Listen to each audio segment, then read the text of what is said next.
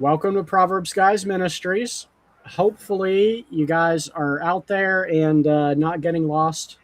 We were having some technical difficulties, but I think we got it now, Dan. If you can hear me and see me, and I can hear and see you, I think we're good to go. Well, I think with just AI waiting for me to get in here to correct things. Well, you've been like super busy lately. So there's a really good chance that Restream was like, no, we're not going to have it. Not until Dan's here. We'll go with that. I've had my suspicions that Restream has been working on a coup for a while now. So this just solidifies it for me. They must be going for the next up on subscription. If you only paid $2,000, it'll be good. You know what? If I could afford the $300 a month, we would be back on StreamYard tomorrow. But $300 a month is a lot steeper than $100 a month. Yes, for a bunch of guys that don't have money. Yeah. Well, that could change if everybody would go out there and purchase the new ProverbsGuys Ministries book. Evolution has become a religious worldview. That would help tremendously. And for those who really just absolutely hate books, they could also go to our t-shirt store and buy a Proverbs Guy t-shirt. That would help us out too. Are we gonna shoot, I can't even talk. Of course I can't read. Are we gonna be able to do an audio version of the book? Yeah. I could probably look into putting it on Audible. I mean, right now it's on Kindle, paperback, and hardback. Oh, because Kindle, can't you do that on audio? They do it? Or you have to upload that? I don't know. But I mean, anyone who already has Audible, if they purchase the Kindle book, they can put it on Audible for free. So that's an option they have. This really stinks because the first time I went live, we had 14 views, and currently we have 1. And I blame myself. Well, that's before they knew I was on. I scare them away. Well, you might scare some of them away, but like Claude really looks forward to seeing you. But I think he's... Oh, you got to unban him to get on here if you have to. No, that's the thing. I've told you before, like when he's banned, he's only banned from leaving comments and being in the chat. Even when he's banned, he can still join the shows. Well, of course you told me that before, but that's why I'm the president and you're the brains behind it. Well, if I'm the brains, Dan, we are both in a lot of trouble because I rely on Keely's. Well, we're better off. Even in the difference between a lion and a tiger, one of them is going to win, according if they're in water. A lion and a tiger in water, they might be close to being equal, but we're in water if I'm in charge. Well, guys, any of you out there watching, it is an open panel, so any of you can join. Doesn't matter if you're a theist or an atheist or from a different religion. You're welcome to come on and have a talk with us. We'll treat you kindly. DC, I posted the link. You're free to come on in, man. And DC's got that debate coming in this Saturday with Robert Gurr for the LDS Church, and I'm excited. That's going to be one heck of a debate. You mean better than my debate? Come on now. No, I didn't say that. Your debate with him was really good, but for somebody who doesn't know anything about much of anything, it was fun. I think you demonstrated that you know quite a bit more than he liked you to have. Yeah, I learned a lot about it. Now we have a foul win, 97-19. What is our topic today? So I had a topic, which was the false history of man, and we were going to be beating up on evolution. But Achilles is MIA. So he's not going to be able to make it tonight. So I changed it last minute to an open panel. Major Pips, yes, that is the link for the live. It's an open panel tonight, so anybody can come join. It looks like DC's in the house. Now we're in trouble, Dan. No, heck no. When we got somebody smart, it always is uphill for me. I'm not smart. I just learned years ago that you just pretend to be smart and then you can fool people. Yeah, but you have to be a good pretender. And I tried to pretend that. It's easier to pretend than to be the real thing, I think. Well, failed on my end. Maybe not, but just ask Claude. Right. Yeah, I'll be honest. I'm the only hard time I'm having with tomorrow is my time constraints. I have like 6 hours of content I got to cram into 30 minutes, so we'll see how it goes tomorrow. Oh. Well, don't forget, you can still bring up a lot of those points that you don't get into your opening statements. You can still sneak them into the open discussion. Just make a note of the points you want to hit. Yeah, and that's actually something we'll have to talk about because I got like 15 other slides I've created that I don't know if we want to have in the background because I'm prepared from questions coming up, so I'm prepared, right? Like you were saying, as I was trying to log in, I was a Mormon, so I have a pretty good idea of the basic, thing that's going to be coming at me tomorrow or Saturday. But everybody, the hard part about Mormonism is, you can talk to 100 different Mormons and you'll have 100 different opinions on what the Mormon doctrine is. One of the struggles I've always had is one of the struggles I've always had is in the last couple of years, I've had to learn that I have to teach Mormons about Mormonism in order to teach them about Mormonism is wrong. And that's been complicated. Well, that was also methodical. They did that intentionally so that they could get people to join the church, because if you knew all of their wacky beliefs, you would never join. Absolutely. Yeah, I mean, I tell you what's crazy is 40 years being a Mormon, believing in it. Now, I'll have to put a disclaimer. My last 10 years, I was inactive because it just, I didn't know what to do with it. There was something wrong, but I didn't have answers. But a loud truck going by. But the thing is coming out of it, like I know more about Mormonism after I left than the 40 years that I've been in it. That's what's crazy. Like I know way more church history.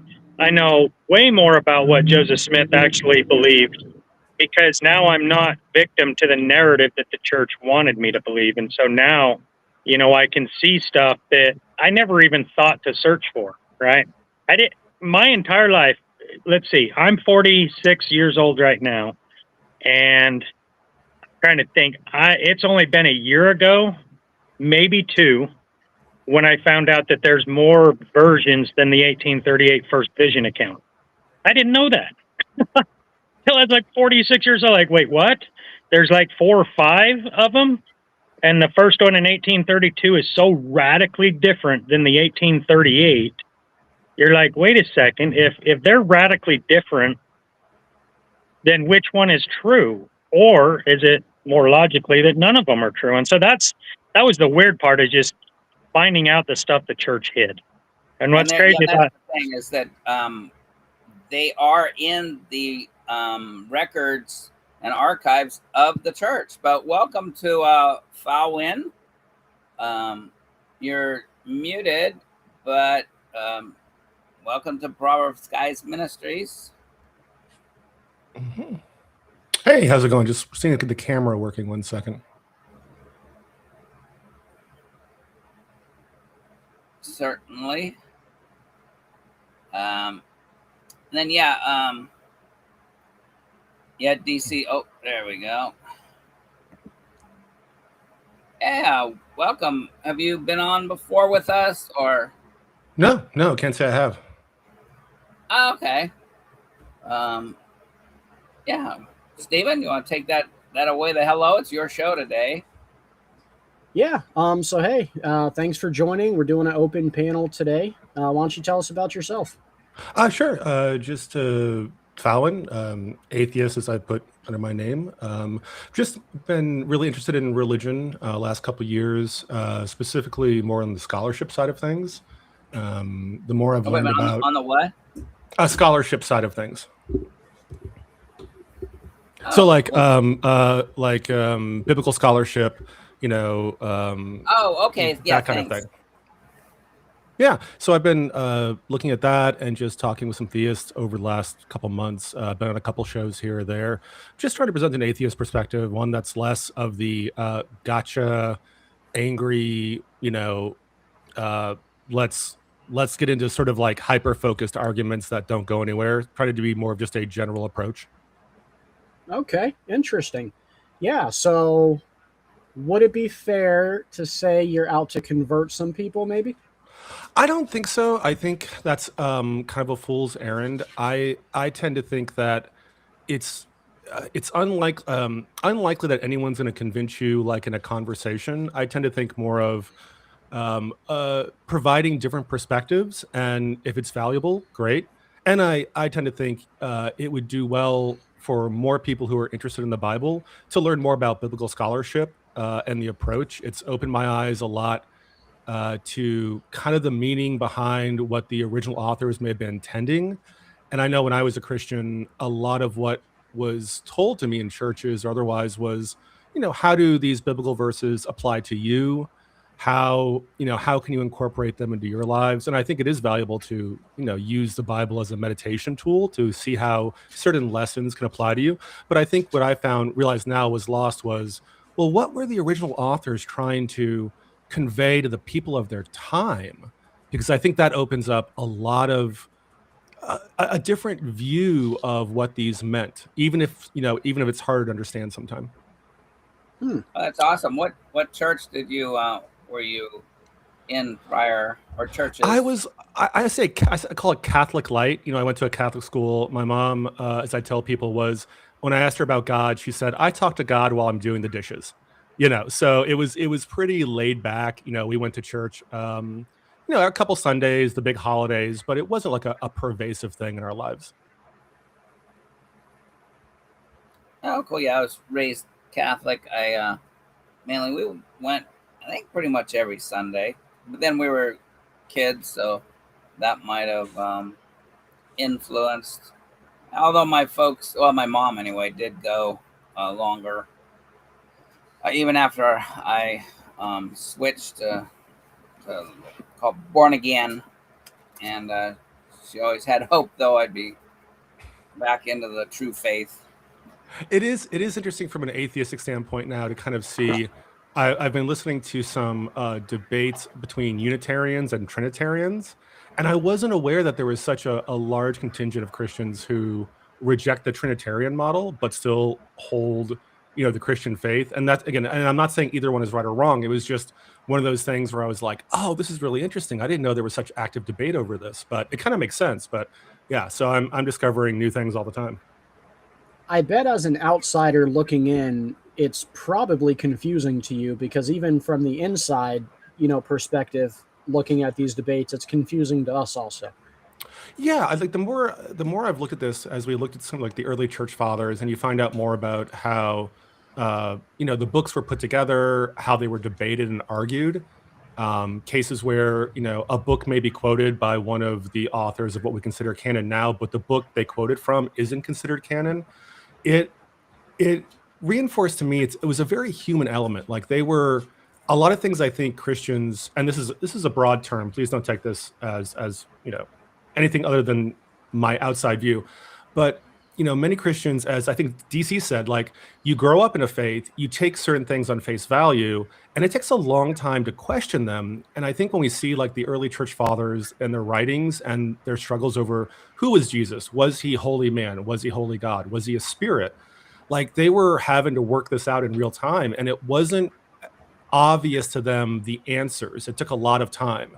And I think we kind of forget that, or at least I never really was told that when I was a Christian. It was very much, Jesus is God. It's the Trinitarian view. Everyone knew that, the church fathers knew that. And it was like, they sort of washed over a big chunk of like debate and struggle that early Christians had about this. Yeah, Yeah, I- step in and add if I can. Okay. That debate I'm having on Saturday addresses a lot of what you're talking about. With the Trinitarian, the universalism type stuff, or Unitarian. But that's the thing I had to step back is being, kind of. I want to use the word brainwashed because it's just the best word to describe it. Apologize if it's a bad one, but brainwashed into believing a certain idea of what the Godhead is. And then when you start hearing foreign things like to us, like the Trinitarian view, where they're three separate persons but working in unity in one essence as one God, sometimes your first initial reaction to hearing things like that is just, oh, that's wrong. But it's based off emotions, not feelings. And that was something that I had to learn to overcome, is to not allow my feelings to be the thing that dictate whether something is true or not. But that seems to be the core of most people's beliefs, is the feeling, despite proof that may say otherwise. And that goes all directions. So now I would be curious, to see your opinion after my debate on Saturday with the Mormon, because I think what I have is going to be very enlightening.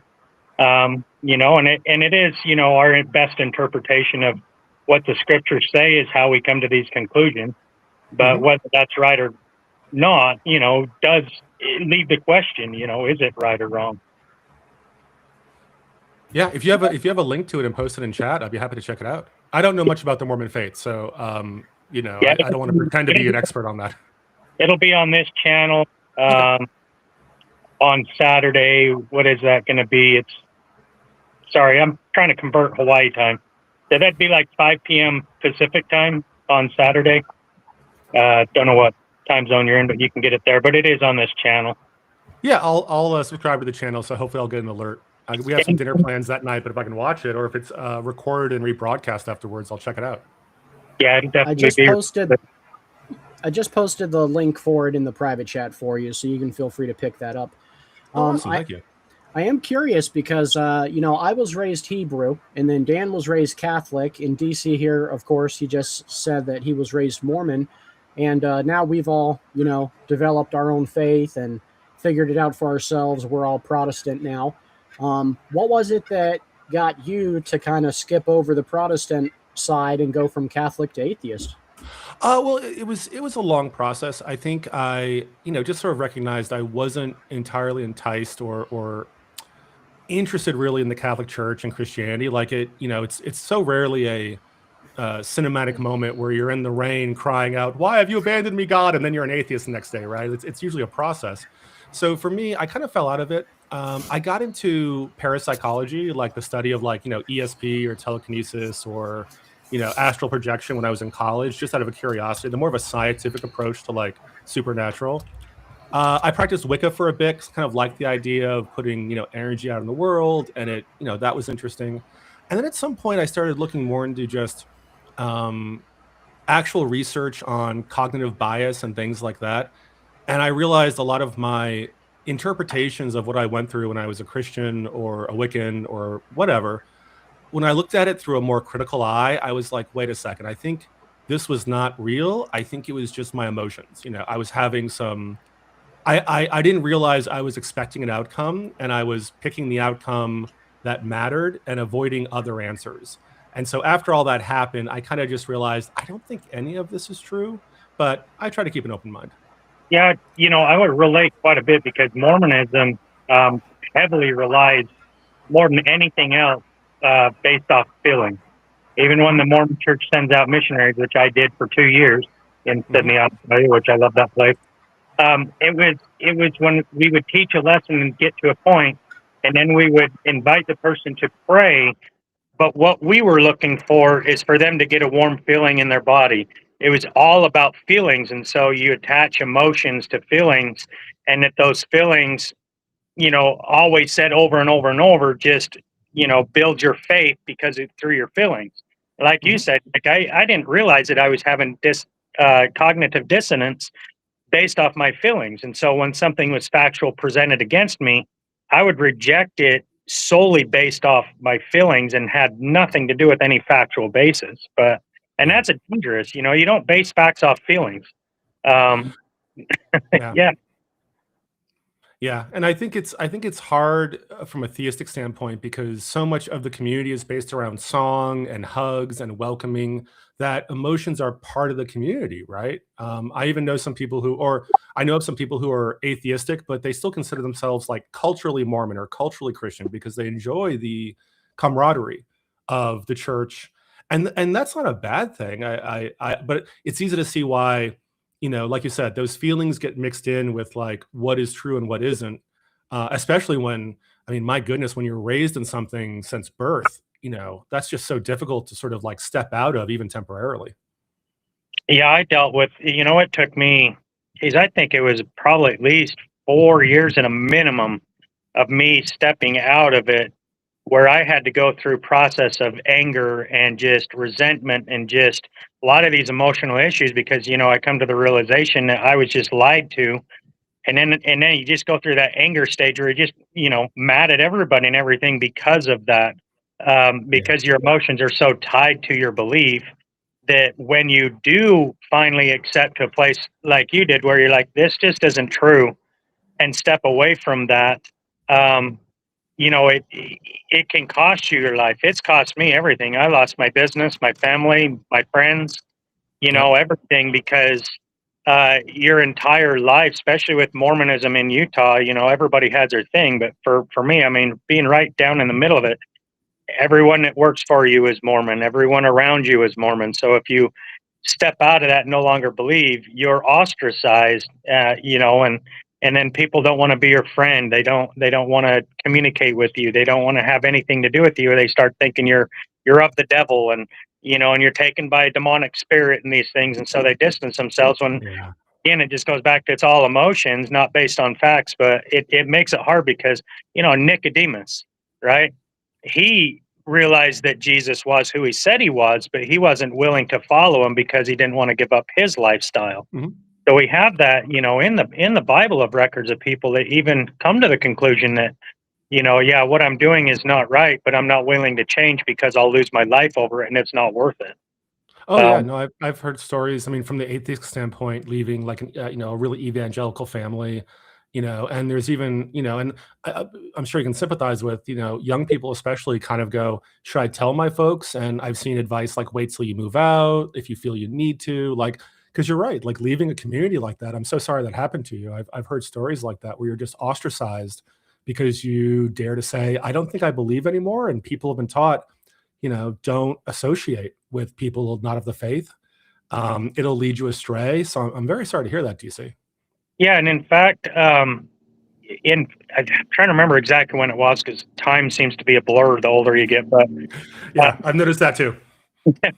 I believe it was February of this year, Dallin H. Oaks, which is now the New Mormon Prophet, made a speech at BYU, and he had expressed just what you said, that where we as members of the LDS Church should only associate with people who believe what we do, because the dangers of conversing with someone that doesn't believe what we do will lead you away from the church. Yep. And I call that's cult tactic. That's what cults do. They don't want you to associate with people outside the faith. And that's dangerous, but that is the language that's out there. If you're not believing what we're believing, you need to be, removed from whatever community you're a part of. And it does bring Mhm. in a lot of challenges for that. The one thing that does break my heart is I don't know that God exists because of any factual information, whether that's the Bible or anything else. I know that he exists because I've actually have a personal relationship with him, and the stuff that I have learned since coming out of Mormonism is because he has taught me. And in that I've just seen my problem with that is how many people throughout history claim they've talked to God and then proven to be, that they can't substantiate it, or they lead people astray, or it turns into abuse of power and all sorts of things. So my thing is I'm like, if I'm to prove that God exists, there's one thing I cannot do. I cannot say you have to believe me because I know God exists because I've talked to him or I've seen him or these feelings, right? So for me, it was actually a thing is and it came down with geology, plate tectonics, a lot of things we talk about on this channel, is if you say something and claim it, then I want proof, right? If you're going to claim that God exists and the Bible is true, we'll prove it, right? Because anyone can say anything in the world, but it's a whole different level if it comes down to, can you prove it? And for me, God has shown me many ways that when you look at like the Bible and certain things, there's things in there that appear to be so advanced that I can't wrap my head around thinking that is something that man could have created, because there's things a fingerprint of only a divine being, in my opinion, could do. And so, like, for me, it's helped me deconstruct Mormonism and come into the faith that I have, based off seeing factual evidence that I can give to someone, maybe even like you, an atheist. I don't know if you're a mathematician, but one of the things that's surprising to me is the math that's in the Bible alone. It's amazing, because it's like there's no way that man could have done that. And many things throughout things, and so that's where I kind of have compassion, is because I know, and I'm probably going to be on another channel in a week or two. It's an atheist that came out of Mormonism. He straight up does not believe. He's 100% atheist. He's like, there is no proof of any sort that God exists. He's going to watch the debate on Saturday, and I may end up being on his channel to discuss it. But for me, it breaks my heart, because it's like, if people that come out of religion, they end up becoming atheists, but it's a result of that religion teaching things that are false. Is that fair to a person? That's the result, is what the religion will cause someone to become an atheist, and that's where it kind of breaks my heart, because I do know that God exists, and it's not, I don't know. I just, especially being Mormon, I think the percentage is somewhere around 80 to 90% of Mormons that leave Mormonism end up being atheists. And it's because of the religion. It's because of the brainwashing. It's because of when you become aware and you've invested all your emotions in it, and I don't know your situation, because everyone's different.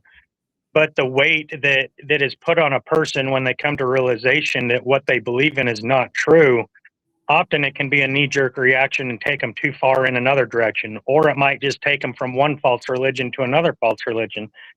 So for me personally, I have a lot of sympathy for anyone who used to believe that is now an atheist, simply for the fact of the dangers of what false religions, and our debate on Saturday is about the nature of God.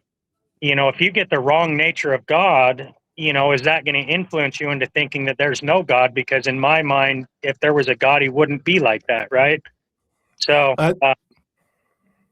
yeah. Oh yeah, I think it's I think it is true that it is fascinating to me, because so often God always seems, or in many cases seems to agree with the person who's talking about God. I've rarely encountered a believer who said, "Hey, God said this. Now I disagree with God, but that's what God said." That's something you almost never hear. Usually, if someone says God supports X, I also believe X, or if I support Y, God supports Y. But think about it. How often has someone said, I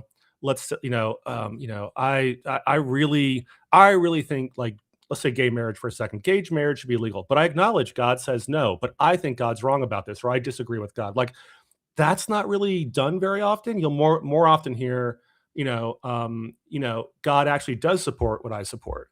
And I think because there's so much of this idea of, like, moral objectivism. There's an objective morality, and there's the morality of the church I belong to. And you rarely hear someone saying they disagree with God in a faith, because it's just not done, right? You're not supposed to disagree with God, even though, like you said, where do you draw the line? Who speaks for God, that kind of thing. But it's just one of those things I found, that most often God always seems to agree with the person talking, according to them. And I want to be straight up honest. I have yelled at God. I have swore at God. I've called him names. I've told him I'm done with you. Coming out of Mormonism, I got introduced to so many false teachings and different stuff. I went through New Age, stuff, and and all these things. And I was really getting sick and tired of what I was being put through. And so, for me, I went through the ringer with God. Like Jacob in the Bible talks about wrestling with God. Now he wrestled with him physically, but I relate to that so much because I've wrestled with God spiritually and emotionally, not physically. Is I don't understand why this has to be this way. Like why is it like, one of the hard subjects is like child abuse. Mm-hmm. The child gets raped, why wouldn't God stop that? These are the questions that often lead people to atheism, because if there was a God that exists, why would he allow such atrocities to happen? And that's hard, if you want to be honest about the nature of God, are you just going to lay back and not touch these subjects because they might be too hard, or it might rattle your faith, right? For me, I've had to come to understand, why is it this way? And some of the answers, I'll tell you, I don't really like, but I'm not God. And so I've had to, just accept that even though I have a different view on what I think God should do, that doesn't negate to, him being the way he is for a legitimate reason that I just don't understand. Right. Yeah, I think that's healthy, because I think on like a naturalistic side, I was listening to I don't remember which scientist this was, but they said, the universe doesn't owe us anything. It may be the case that, like, if we look at black holes, we never understand black holes. It may be that we never get a unifying theory of everything where we unify the macro universe and quantum physics. Like, maybe there's never going to be a simplistic mathematical thing. Tough. The universe doesn't owe us that, right? It would be nice if it was there. Intuitively, many mathematicians and people much smarter than me think there must be a more simplistic approach to figure out how to do this. But they were like, but maybe there's not, and we have to learn to be okay with that. And that just struck me similar to what you said. That's the same thing with the God argument. And a lot of times people, I don't know, maybe, and as an atheist, because you see suffering, you see like that, and we'll say, well, I don't have the mental ability to really tie my shoe a lot of times, and I'm trying to figure out this and that. And I actually like the thing of the atheist worldview. There's like the universe owes you nothing. That's kind of where I'm at. It's like this: if it's the universe or what created the universe, you must be kind of full of yourself to think that anybody owes anything to anybody. But I'm kind of a whatever that name for the. I think we all deserve what we get. But anyway, that is a good thought. And I know. Wait a minute. I was gonna. I have a friend, and he's the same way. He's like, he says he talks to God, that God pulled him out of a abusive childhood riddled with asthmatic, almost to death kind of medical condition. Then he went into some deep dive onto rejecting anything, because it did happen in a Catholic household. So he saw the cross, especially the abuse. He goes, the guy up there hanging on the cross didn't help me at all when I was being abused by different people. So he kind of, had a drug. He was pushing drugs. He was, really on the line. And he said God talked to him. But yeah, he says he's had those same discussions. Like, I don't like what you're doing. I don't like this. I don't like that. And throughout the Bible, though, is also Moses, another one. God said, do this. And Moses goes, I don't want to do that. So I like Jonah. Jonah was the passage that got me into biblical studies. Was someone opened my eyes to like a lot of the really cool things about the Jonah story that I had never thought of beyond big fish, right? Yes, no, that's another one. It's like God tells him to go left and he goes right. And he's the one that finally actually told the guys with the weather, like, yeah, just throw me over. You'll be all right. And can I talk for us? Oh, yeah, sorry. I didn't interrupt. Oh, I was gonna say, do you want to hear what I love about Jonah when I saw like the scholarly review of this? If you're interested, go for it. This is open. That's why. Sure. That's today. Yeah, so Jonah was one of the first ones where I started listening to some podcasts, and they said Jonah was like on fire, right? The story was really interesting. They said, normally in the genre of like prophet stories, you end up going higher and higher because the worldview is that God is in the clouds, heaven and the sky. Like that was the concept that the gods live above the clouds, right? Which makes sense. It's very Greek, it's very Jewish. Like, so to get closer to God, you have to go up. Thus, temples are built on high points. You go to the temple, you go up the temple, you go up to the most high, private location. So it's all about going up. And the Jonah story is all about going down. It's like God comes to Jonah and tells him, hey, you're going to go to Nineveh. You're going to like spread my word. I'm going to destroy them. You have to warn them. What does he do? He goes down from the temple. He goes down from the city. He goes down to the port. He goes down to the ship. He goes into the very bottom of the ship. So it's like a reversal of the traditional prophet story. And I was like, oh, that'd be really wild. And they said, then he's on the ship. And then, a storm comes. And of course, Yahweh is kind of known for being a storm god. And how all the people on the ship are like, oh no, like one of us is causing trouble. There's obviously a God angry with us, right? And he has to come up. And you're right. He's like, throw me overboard. And they're like, but if you're a prophet of the God and we throw you overboard, your God's gonna kill us. Your God doesn't like when your prophets die. And he's like, no, it's fine. And like, it's almost a comedy. Like when you look at it back, you're like, that is wild, right? That these poor guys have to throw a prophet overboard.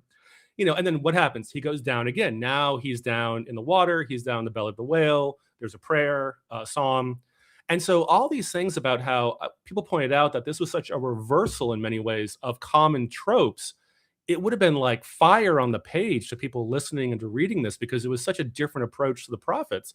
And then at the very end, of course, the great, they kind of make fun of Nineveh with the sackcloths and asking the various animals to like praise Yahweh, which is kind of funny. What does a goat do? It's like, it's making fun of Nineveh because they had a grudge against Nineveh. But then at the very end, you're right. Jonah gets mad at God. He's like, this is why I didn't want to come here, because I knew you were a forgiving God and you were going to forgive them. And I hate Nineveh, right? And that was representing a lot of the anger toward, I think it was the Assyrian Empire. But, and so it was just, when I saw it that way, I was like, yeah, this is a wild story. I could see why this was so popular. You can almost see it as like a stage play, right?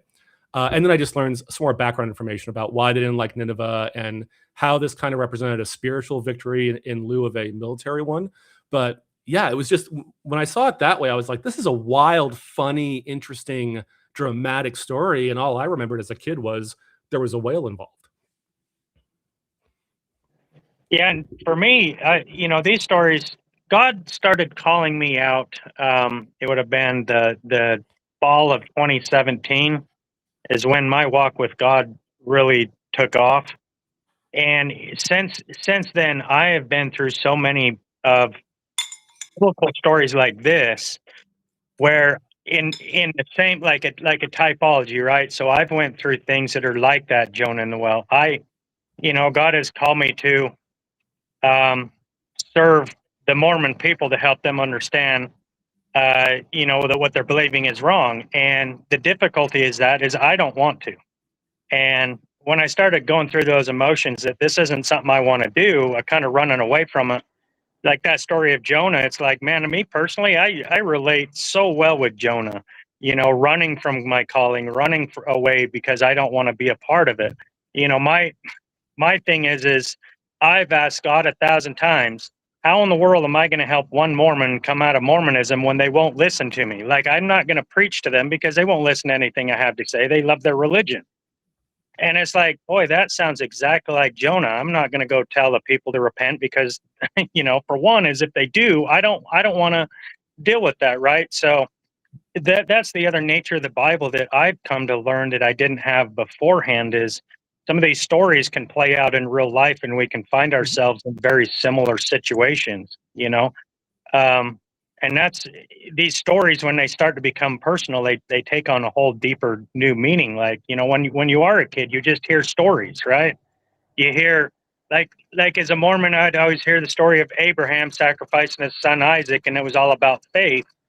And, that's really the depths of it. But we don't realize how much more there is to that story until we dive deeper into it. For instance, as a Mormon, I didn't. And now, like I said, the last 10 years of my life, I wasn't really active. So I'm not saying there's people in Mormonism that don't know this. But Abraham took his son Isaac, gathered up the wood, and placed the wood on the back of Isaac. And then they took a 3-day journey and then went to the top of Mount Moriah, which is also the same location as Mount Calvary today. And then as they're walking up, and Isaac is asking his father, like, hey, wait a second. We've got the wood for the sacrifice and the stuff, but where's the, the lamb, or where's the sacrifice? And in our English Bible, it says God will provide. But when I started learning Hebrew, I read it where it says will provide. It actually is ro'ah. But it says, it says yiro'ah lo in Hebrew, which means to be seen, to present oneself with the yod in front. It's implying that it's a future tense. So God was telling Abraham that God will provide himself as a sacrifice in the future. And when you're stuck in religion and you don't hear these things, you're like, boy, that really just changed the entire story. A 3-day journey, Isaac's carrying the wood, and it's about a prophecy of a future sacrifice that God himself is going to be seen. And it happens to be on Mount Moriah, which is the same mountain as Calvary. And so it's a perfect typology of a prophecy of Jesus, on the cross. It's a 3-day journey being crucified and resurrected, and that Jesus, according to the Bible, is God manifest in the flesh. So God died on the cross as a sacrifice, just as he prophesied in the book of Abraham. And those kind of things, like what you're talking about, when you get deeper into this, you're like, boy, this really is intriguing. It takes it to a whole new level, that it's not just some story, but sometimes these things are prophecies. And that's the thing with Jonah, right? Jonah spent 3 days in the well, down below, and then he was dumped out on shore and to go do his calling. And so throughout the Bible, we're always finding these parallels between stories, 3 days here, 3 days there, and all these things, right? And being put in a pit of the well, that could be likened unto being Jesus being in the depths of the earth, right? But and you bring up a good point, that the temples and the Tower of Babel, it's building an altar, right? It's going to the high places because we perceive God as being above the clouds. And then to get away from God, we go down.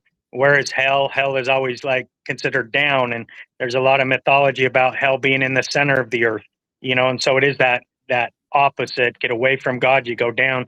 To be with God, you go up, which is quite fascinating. I actually, I've only met you now, but I would love to have a lot more conversations with you. You seem to be very well educated with the Bible, and maybe I could learn some things from you. Yeah, no, this is from an atheistic standpoint, but it's been interesting to see that I think one thing we don't give credit for the authors of the Bible. So I think within Christianity, again, this is a broad term, but many see it as like univocal and inerrant. And there's one author, it's God, through the prophets, through the writers. But the biblical scholarship takes a step back. They're like, we don't assume that. The authors speak for themselves, but the authors were aware of other writings, and they were doing callbacks to not only other stories in the Bible, but it seems in many cases, even stories outside of the holy books, but people of the time would have known. Similar to how, when we tell stories today, we may pull on popular fiction, we may use a story structure about superheroes or Westerns or things that we're all familiar with, because that's what the audience knows. And, when you look especially the New Testament, but also the Old Testament, they were building on, previous authors. They were doing callbacks all the time because they were smart, well-educated writers who knew their audience. And there's nothing wrong with that. That's not to say that this is a reason you should reject or accept the Bible. But I think it's always good to remember that, these were clever people doing a good job, working very hard on something and incorporating a lot of cultural nods that their audience would know. And I think for me, seeing the scholarship around some of these things and why they chose certain times or verses, even if it's not literal, shows the craft that they were putting into their work. Yeah, and as a believer, to add on top of that, because we do believe that the word is inspired, that it's just not ramblings of madmen or Oh yeah. or people like that, right? And so that's one thing when I say like there's a fingerprint of God that's in there that shows that despite these brilliant men that do as you said, that there are things within the Bible that make you go like, I don't even think the smartest of men could do this. In fact, I just want to share something with you and just kind of see what you have to think about it. But when God told me to learn biblical Hebrew, he did so because he said, if you wanted to get to know me and you want to get to know the Bible, then I need you to learn Hebrew and the culture. Then it will make a lot more sense. I was like, okay, cool, I'll go with that. I mean, I thought it was weird that I have to learn another language because that's not me. But one thing I learned is the Hebrew alphabet has 22 letters. And each one of those letters has a meaning associated with those letters. Like Aleph is the first letter, and it can mean the ox. And what do we know about oxes? Oxes are the ones that carry the burden. If you got a hand cart or you got a plow, throughout history, those were the animals that were used to carry the burden of that, right? But Aleph also represents God. And so if we look at places where it's Aleph, then we're going to learn things about God, right? And then Bet is the second later, so it's about house. Bet is house, or you're going to go to school, it's going to be a Bet something, right? So like Bathsheba, Shiva is 7 in Hebrew, but Bet in front of it makes it a house of 7. So you start to learn, you're like, oh, so these names and places and things start to have meaning behind it. Well, as I was progressing in that, we are also taught we have 3 aspects of God. Some people call them persons, whatever differences you want. There's 3, the Father, Son, and Holy Spirit. So there's three stories to be told. Well, 3 times 22 is 66. And there happens to be 66 books in the Bible. The book of Revelation also has 22 chapters, and then the book of Isaiah, known as the little mini Bible, right, has 66 chapters in it. And what I find fascinating is if you take the letter, so you start at Genesis is about Aleph because it's the first one. And then you can go to Exodus, Exodus, right? So Exodus will be about a house. Well, what do we find in Genesis? Genesis is about God. In the beginning, God created the heavens and the earth. Bereshit bara Elohim et hashamayim ve'et haaretz, right? So we get that Elohim, we get the God, and that is in Genesis. We go to Exodus, and what do we learn about Exodus? It's a house of Israel.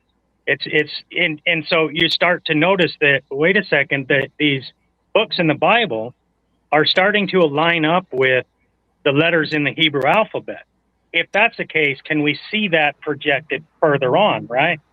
Oh, good. So let him in. That's whoa, that was a mouthful.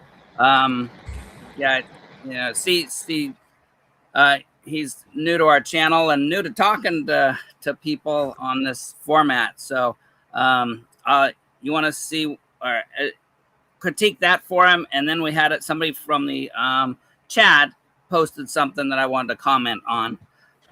Sure. Fascinated. Yeah, I'm always hesitant to get too much into the numbers aspect of it, and the reason is that I've seen a lot of claims from Christians, and not just Christians, like Muslims and stuff, where it starts to get really into this like numerology style. And there's certainly in Jewish culture, from what I understand, is the gematria, I think it is, where there are numbers associated with the letters, and there can be a mystical system. But I always try to take a big step back because I always remember, the canon of the Bible was something that is flexible. Not even today, all Christians agree on all 66 books and what order they should be in. And so I tend to look at that as finding meaning where you want to, because I think the Bible is so big and there's so many stories that even if, for example, we took different meanings of words, we could almost roll randomly and come up with a definition, and we'd find some way to apply that to one of the books of the Bible, because each book carries so much information. from so many authors that it's just really easy to find what we're looking for. Now, I'm not saying you're wrong. That's just my viewpoint, but I understand where you're coming from, especially from how you described it as God calling you to, learn Hebrew. But I always put on like a big, I would need a lot of evidence to see convinced of that, just because what about Christian churches that don't adhere to the same canon that you do in terms of 66 books? Are they wrong automatically? Or if they're right, does that mess up? Like, how do we really judge that other than feelings or like intuition, which is always, especially when you get into like different languages and things like that. So I'm always very skeptical of that. Just to be very honest. Yeah, and that's why I wanted to bring it up, because like for me, and I know Dan, you want to go to this other person, but really just a quick follow up here is, what I was saying is that we can find so many similarities in that.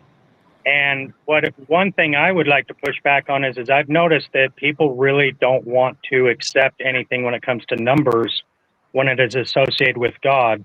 And I believe that is equivalent to saying, well, people can take the words of the Bible and create whatever doctrine they want. Therefore, the Bible is not true. That is the exact same thing as saying the Bible don't get into numerology, because the numbers you can create it into anything else. See what I mean? So there is discernment. Both sides, discernment in the Word of God, right? But just pointing out the evidence that, hey, there seems to be a pattern here. Is it a coincidence, or does it mean something? And that's just kind of what I was bringing up. Hey, Sure. DC, Dan wanted to get into. We're going to try to share the mic a little bit more. Dan, if you want to go ahead and address this comment, you can. Oh yeah, no, and there's always fascinating, CD. But I have a major and. Not the minor pips, but the major pips. And he had a comment, scientists have said that human eye can't be explained. It had to be designed. The perfection of human cells, even the double helix DNA, can't be explained.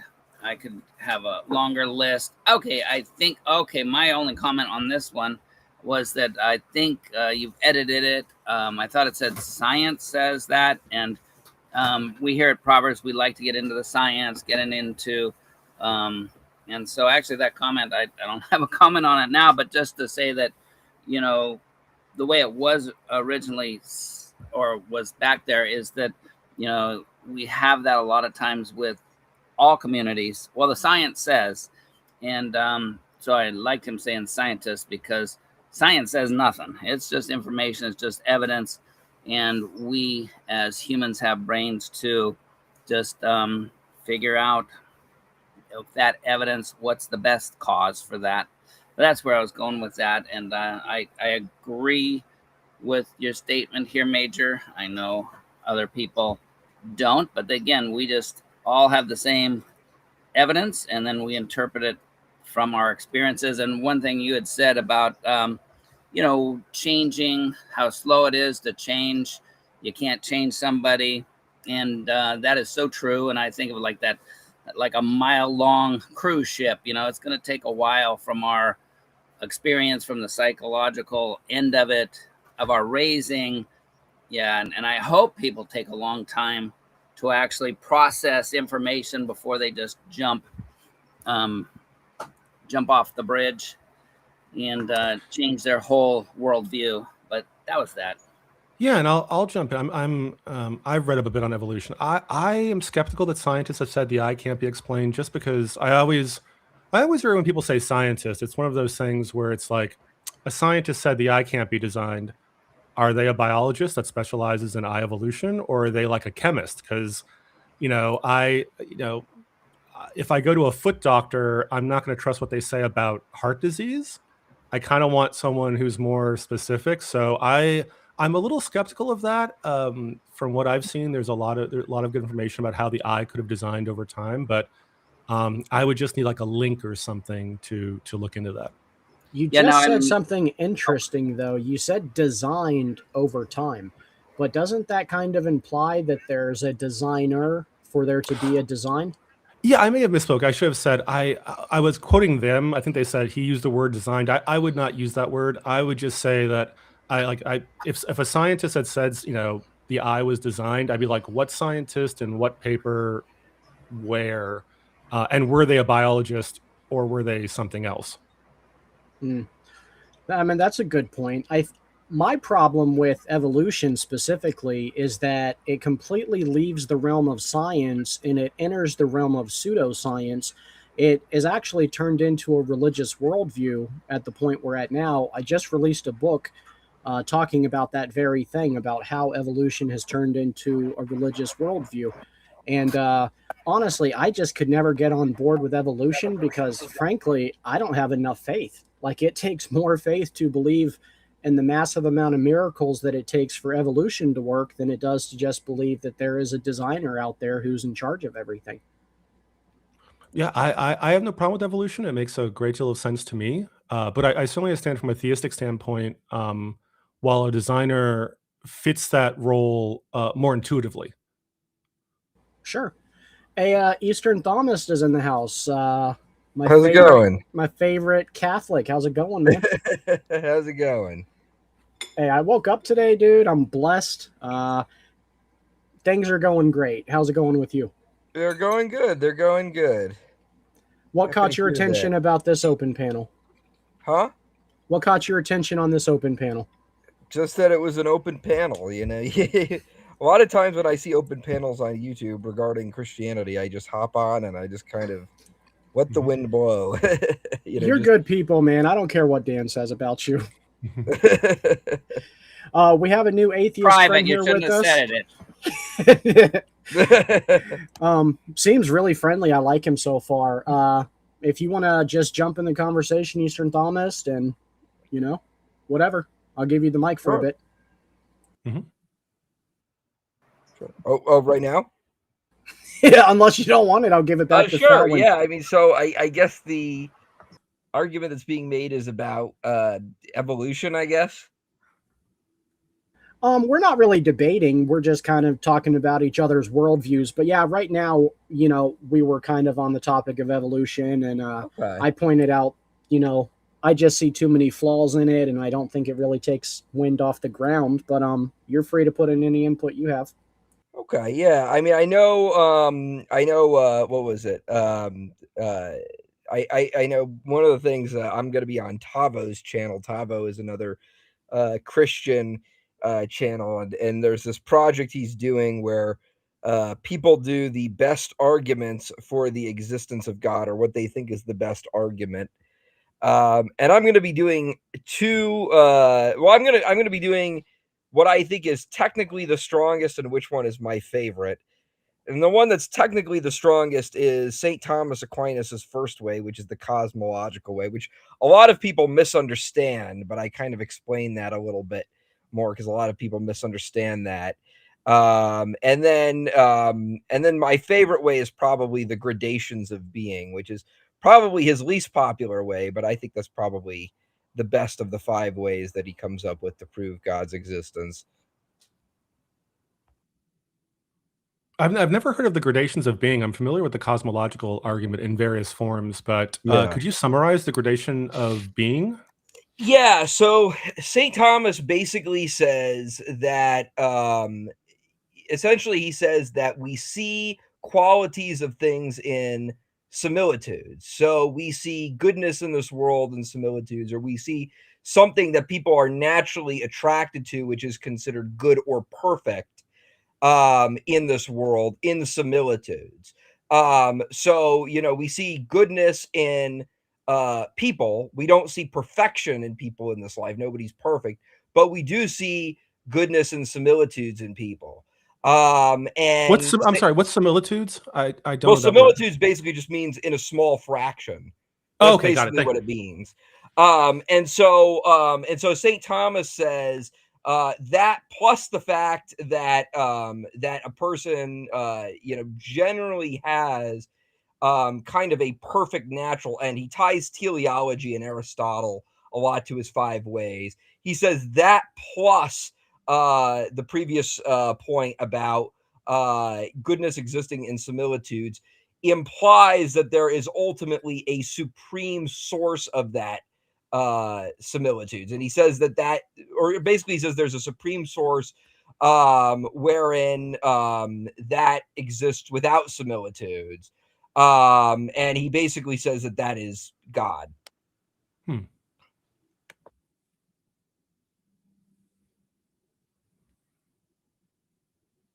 He also bases it largely around divine simplicity. So you do have to kind of understand a lot of his views on God. Essentially, St. Thomas Aquinas comes up with the idea that God is being itself. So he believes that, or he proposes that God in his divine nature, not including, the human incarnation of Christ, because that obviously happened in time, but he's saying God in his divine nature lacks any sort of external attributes, because his argument is basically that anything that has attribution basically is contingent, or basically has contingency. And so he says God lacks this, because, or doesn't lack this, God does not have this, because God is basically God has no beginning. And so because of that, he says that God is purely immaterial and purely simple. And so he basically comes up with the essence existence distinction, which says that the attributes of God are no different from who God is. So, like, for us, the fact that we have certain attributes to us are different from the fact that we exist. But St. Thomas basically says in God, there's no distinction between the attributes that we attribute to God, like love, wisdom, those types of attributes. There's no difference between that and who God is naturally. Oh no, it's arguments way above my head. I've followed some of these arguments at times, and my approach now is it doesn't interest me. It doesn't persuade me. Let's put it that way. I find it a very technical argument, and bravo to you for having such a full and robust understanding of philosophy. But for me, I think a while back I kind of gave up. It was just too big of a lift to try to get into those details. But it sounds fascinating. Good luck on your debate. Yeah. Well, it's not really a debate, but yeah, thank you. Sure.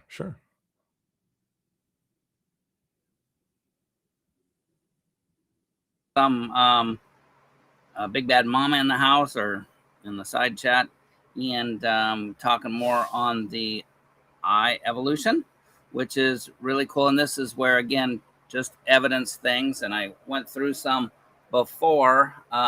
Big Bad Mama is has a doctorate in geology, I think, or something like that. If he doesn't, Stephen, write him up one. And then, yeah, he was commenting on the eye. And this is, again, just evidence we have. And it's real fun because the earliest precursor to the eye appeared over 500 million years ago. Single-celled organisms and early animals, such as flatworms, had simple, flat patches of light-sensitive cells. And that's all cool because I love puzzles and stuff. You have one piece here and there. But see, the problem is this is evidence, and then you have things. But we know the DNA is billions of code letters of information.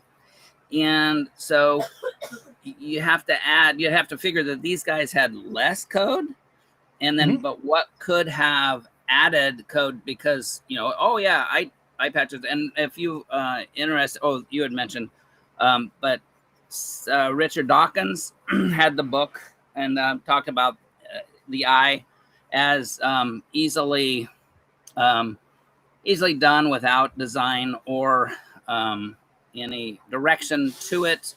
But then you got to say, well, you got these light sensitive cells, Big Bad Mama, and then over generations it connected to a brain that was capable of getting the nerve endings to it, with then all the lenses and everything else it needed. And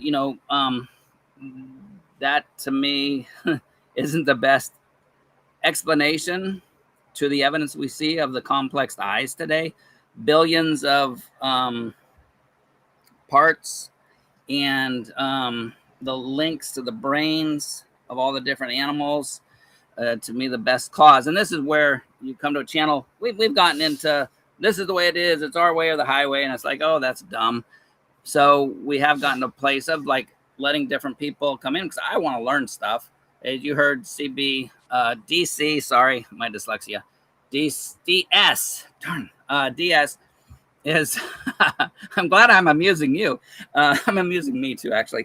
My daughter won't even watch because her brain's too much connected like mine. It's like, no, Dad, just shut up. But anyway, this, to have it, have this evidence and to think then just because then you find something else. And again, we have a flatworm here. Well, there's flatworms in, I say we find one in the fossil record, and then, whoa, later on there's this bigger worm, and hey, later on there's something we find in a fossil record that has eyeballs, and oh, well, that means it was related to a snake.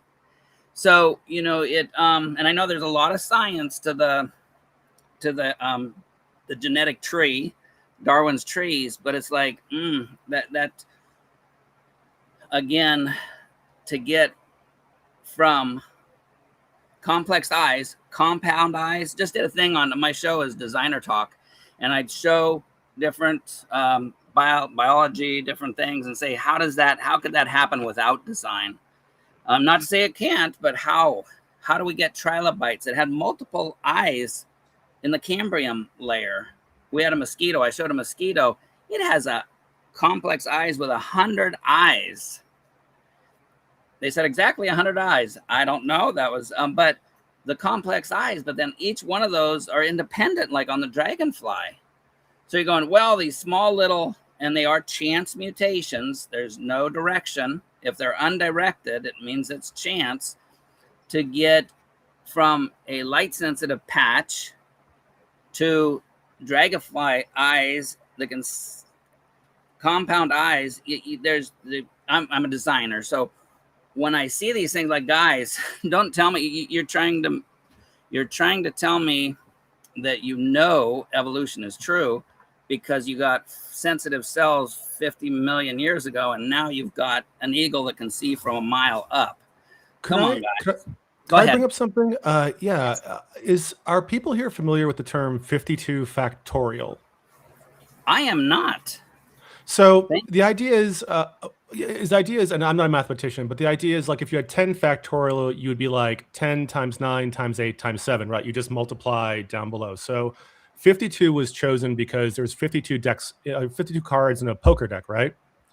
So if I asked everyone here on, for every given year with all the poker that's happening around the world, when you shuffle, like fully shuffle a deck of 52 cards, how often do you think the decks duplicate? Like, they come out the same way after a fully random shuffle. Any ideas, any guesses as to how many times, a deck repeats anywhere in the world? My guess would be probably 10 to the 176 power.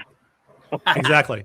No, you're not wrong. It's the way someone put it was to have 50. If you fully shuffle a deck of 52 cards randomly, and you waited until they said if you convert that chance 52 factorial to seconds, what you do is you'd be on the earth and you're going to wait. I think it was like 1,000,000 years. Now, every 1,000,000 years, you take one step. And after you've circled the globe and back to where you began on the equator, you take one drop of water out of the Pacific Ocean. And when you've done that over and over and the Pacific Ocean is empty, you put down a piece of paper. And then you fill the ocean back up. And every 1,000,000 years, you take another step. And when you have enough paper to reach the moon, you're about a third of the way through the time. In other words, they're very confident there has never, ever in the history of mankind been a duplicated 52 card shuffle that any human has ever done. And it's meant to illustrate that with large numbers, our intuitive sense of like what's possible or impossible or, is so bad. Because I thought, oh, sure, there must be like duplicates of 52 cards. 52 cards aren't that many.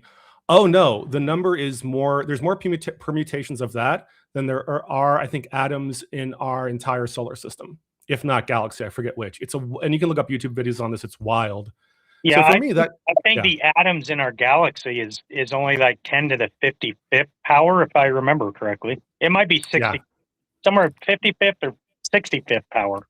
Yeah. And for me, and this isn't to say that like evolution is true because of this, but it does remind me that when we talk about, billions of years and I don't know how many like billions of life forms having mutations and changing, like our brains are really bad at grasping just the quantity of things that could happen over that time with such large populations. It's almost mind numbing. Like we don't function well with that kind of like number sets.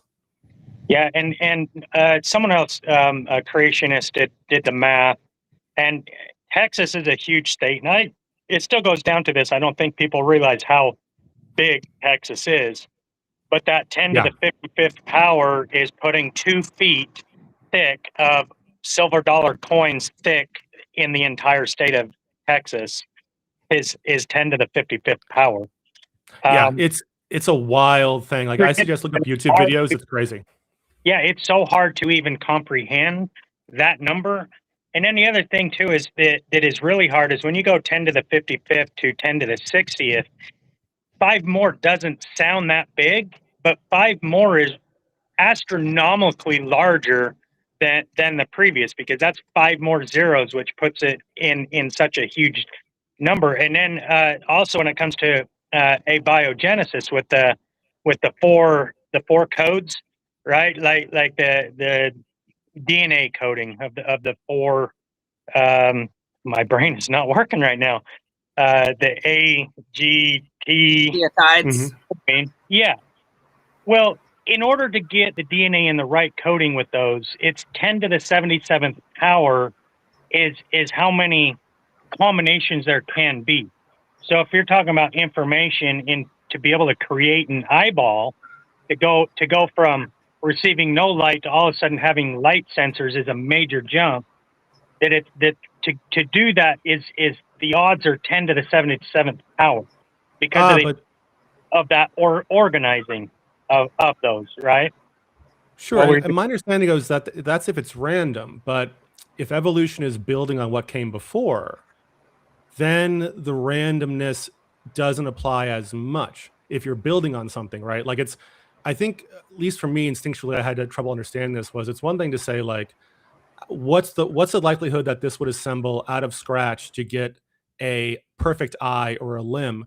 But it's different to say, what's the likelihood if it's building on existing a more or less stable genome and you're dealing with mutations that are adding more often than not, but also sometimes subtracting or duplicating genes? Then it gets a little more interesting because you're not starting from scratch every time with your chances. Yeah, and I would agree to that, and that's where abiogenesis is such a huge hill to crossover, and that's why that has been removed from the evolutionary timeline, is because they can't address that part. And so abiogenesis, chemicals to living life, it's such a huge leap that if you notice that's being distanced. They're being taught in school now that abiogenesis has nothing to do with evolution. Well, yeah, it doesn't, because you can't. Is like what you're saying, right? We're starting off of something that's existing. The hard part that they're still having a hard time to do with that is the mutation is what it is. But mutation has a higher degree of failure than success. So if you're going to have mutations, how many mutations go wrong before a new good one can be produced, right? And it's like like a computer code is, you can have all these, tens of thousands or millions of ones and zeros, but if you just go start randomly changing ones and zeros here and there, right, like if you didn't know the order and you start randoming them, the odds and the chances are that those would be destroying the code before you would get something that would produce something good out of it. And that's the challenge that they're currently facing. So And I think it's interesting too, because it may be that, we talked about how like maybe we never know what's inside of a black hole, really. Maybe we never get the math. It may be that we never have a definitive answer for life on the planet starting. There always may be like competing versions of it could have been this, it could have been that. I hope we know one day, But even if we found they've done the Uri Geller experiment. They've done experiments to, duplicate some level of proteins or amino acids. But, how much we'll ever know, given how different the Earth would have been back then, maybe we'll never have a definitive answer. It may always be competing theories, which people don't want to hear, right? People don't like that, Right. but you never know. Yeah, that is true. And so we get that because we talk a lot about evolution here, and they go, oh, abiogenesis is not part of that. So I go, okay, I'll give you that. Well, the first life then. How did you have what would first life have to be? And scientists, and you'd have to look this up. I mean, that they did a study that 200 protein units would have to be involved in the first life: reproduction, being able to get energy from outside, whether that's breathing or what kind of osmosis. Then and it would be such a simple kind of unit that then you're thinking, okay, from that point, how do you get to the Cambrian explosion with only a few 100 million years that has all 12 body types? And the problem with your eye example is that, or whatever example, is that you have to have multiple systems mutating at the same time, or being advanced at the same time into the genetics. So getting a full eyeball does not help unless you have the tons of, even in a simple one, then just a few nerves. You'd have to evolve the nerves. You'd have to evolve the through that. And the other thing is as you're evolving, as these mutations, copying errors, again, there's the whole system of copying the information, which is totally crazy. And then so you would have a bunch of junk coming in with each generation to get one little nice thing. So, we got some nerves going that are just going to sit there because we don't have anything to do with the nerves. And then then those nerves have to attach to that. Yeah, they're just, as a builder, as a designer, it'd be like DS was doing into excavation. And it's like, go dig me a hole, and I'll tell you later what I want you, how I want it dug. But you go dig it first. I always think it's interesting. Oh, sorry. No, go ahead. No, and I don't think evolution worked that way, but you touched on something that I thought was really interesting, because I think not enough people think about this. When you think about evolution and like the first proto-cells, we tend to think of like like a cell from a human body or a plant cell, but that's like a million times more complicated than the first cells would have been. And so you start asking, like, what is life? Like, are viruses alive? Because, no nervous system to speak of. They duplicate, they replicate. They have genetic material in them, but we don't treat viruses like we do cats and dogs, right? But like, if a molecule, given the right conditions, just started duplicating, and that's all it was, the conditions allowed for a molecule to duplicate, or a very simple amino acid to duplicate, we don't think of that as alive, right? But is that what life was? Like, and and I don't have any answer for this, right? Like, I'm not well studied in this at all, but I've asked people who have often had concerns about evolution, but what is the simplest form of life? And a lot of them don't know, and I don't know either, but I think it's like so closer to being just self-replicating molecules or very simple acids that, the chemicals. I always sometimes have a hard time pronouncing prokaryotes. Is considered the most basic single-celled organism that we know of today. But to put that in perspective, I'm picture Ford or Chevy manufacturing facility, right? So complex, right, with all the machinery and the tooling and all that. That would be like equivalent to, let's say, modern cells in our body. A prokaryolite,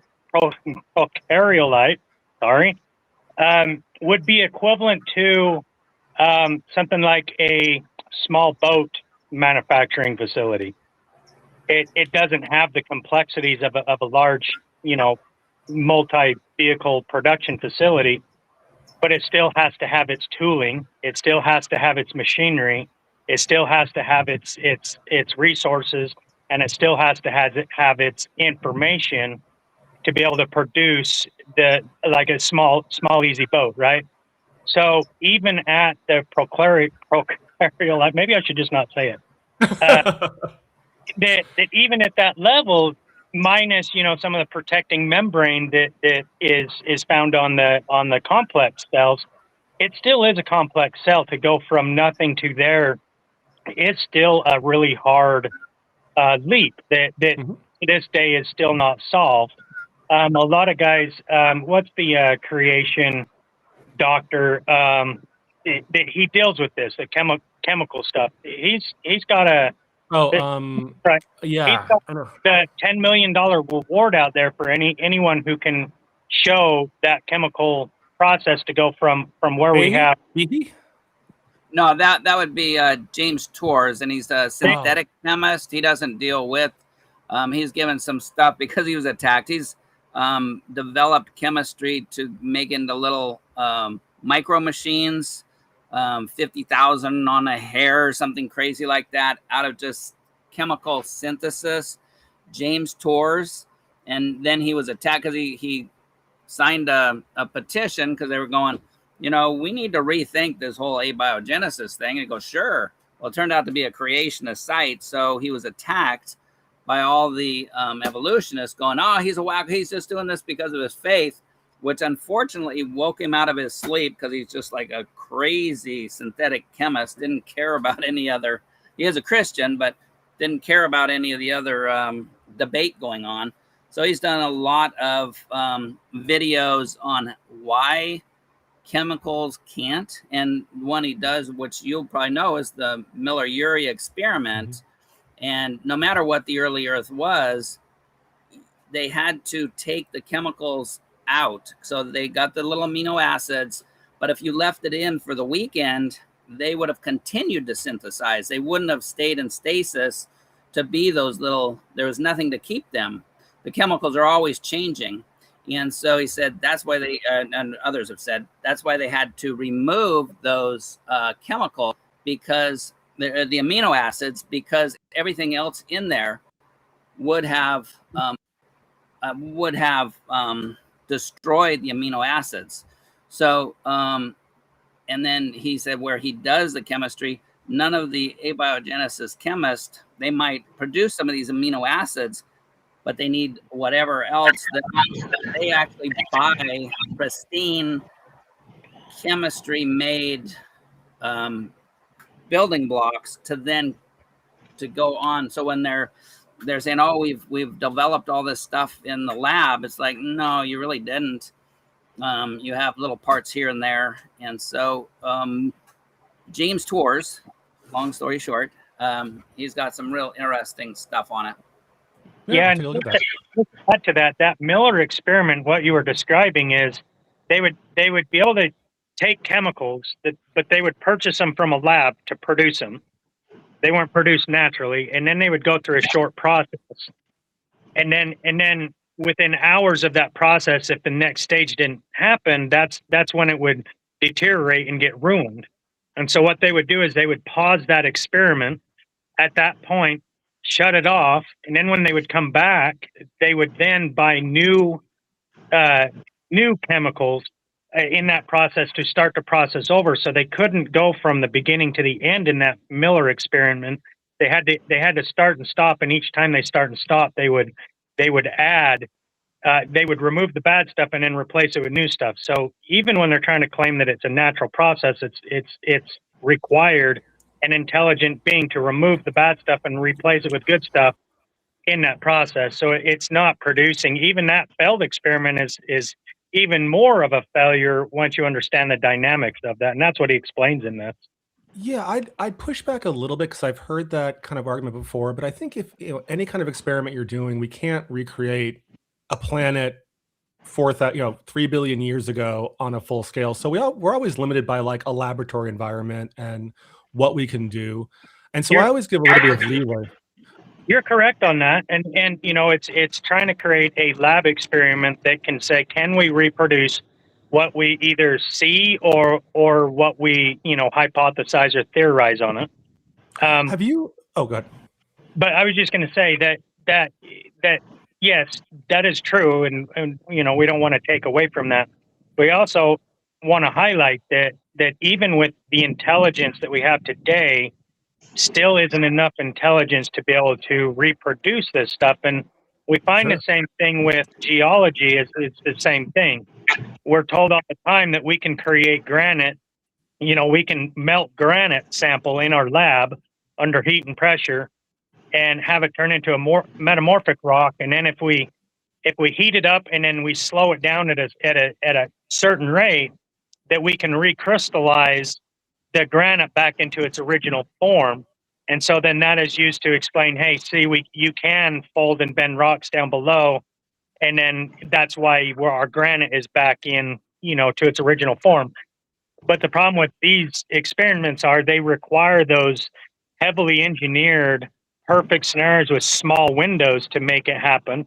So we're not saying that like it can't happen. We're just saying as these experiments happen, it's making the complication of the possibility that is possible even harder, just because you're showing the small window. So the Miller experiment is kind of the same thing. We're having to manipulate it to show it. Yes, you're showing that there's progress, but like right now, we're so far off to be able to get to that stage where we can see the process from the start to end without the manipulation, right? So we're there's progress being made, but as of today, you know, the hurdle is so big that if we were to continue on our path, it might be 50 or 100 more years before we might get to a better stage that might Sure. show Hey, that, DC, right? let's let our guest not rebuttal. We're not arguing or debating, but let's let him respond to that and unpack it, and then we'll say hi to Rich, because Rich has some really great research on how the rules of thermodynamics don't allow for the universe to create itself. But go ahead, you have the floor. Yeah, I was going to say real quick. I mean, I agree. I mean, like, science makes mistakes. It's still in progress. It's always limited by budget and things we can do in our lifetimes. And so, you know, we can't expect it to be, you know, able to recreate every environment perfectly. And I think DC would agreed with that. So yeah, I think it will change. I mean, it would not surprise me if, you know, like I don't hold Darwin to be a prophet. Science does not rely on Darwin anymore, and abiogenesis will likely go through many changes before we get to a better answer. I would say one thing, and I don't want to change the subject, but I was saying, if you ever look into endogenous retroviruses, ERVs, if you've ever looked into that, they're viruses that leave their DNA in living organisms. And when they do that, if it reaches the gonad, if it reaches, you know, sperm and eggs, that's carried over, that marker. And so one thing they've done is looked at like these ERV markers in humans and then also like in chimpanzees, and those markers line up.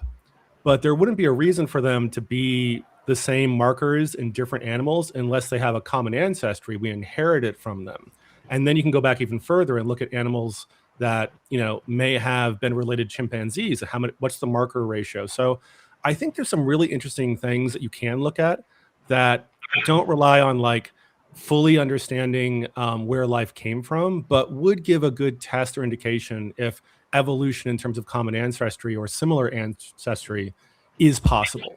But that's my only response. And thank you for bringing that up. That is a cool. And I'll make one comment on biology before we get into the stars, and that is that again, we know what the simplest life we can observe, and it would have, and we know what it's made of. We know the building blocks, the amino acids, that type of stuff, and they have to be in a pristine environment.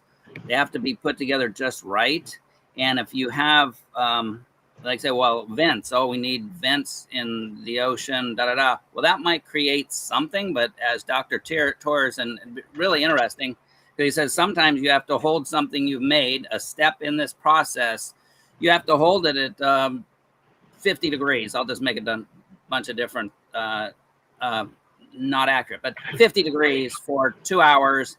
And then you add something else to it to add on to the chain of the amino acids or whatever. Well, then it has to go to a negative 40 degrees to keep it in stasis, so it doesn't just go. And so you've got this with, they estimate 200 different building blocks to the simplest of life. And then again, and the other comment is that, yeah, there is no definition of life because it's complex. So they keep trying to pull parts out.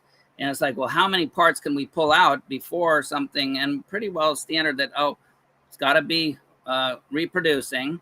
It has to get energy from the outside. It has to be able to get rid of energy or waste.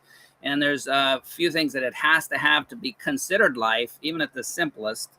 And so that's why viruses are out, because viruses need a host.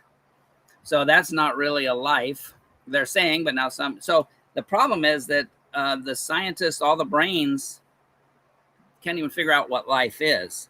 But then that's evidence that, yeah, that evolution is true and you don't need a designer, creator. So anyway, that was mine. If you have a comment on that first, Win, and then I guess we're going to the stars.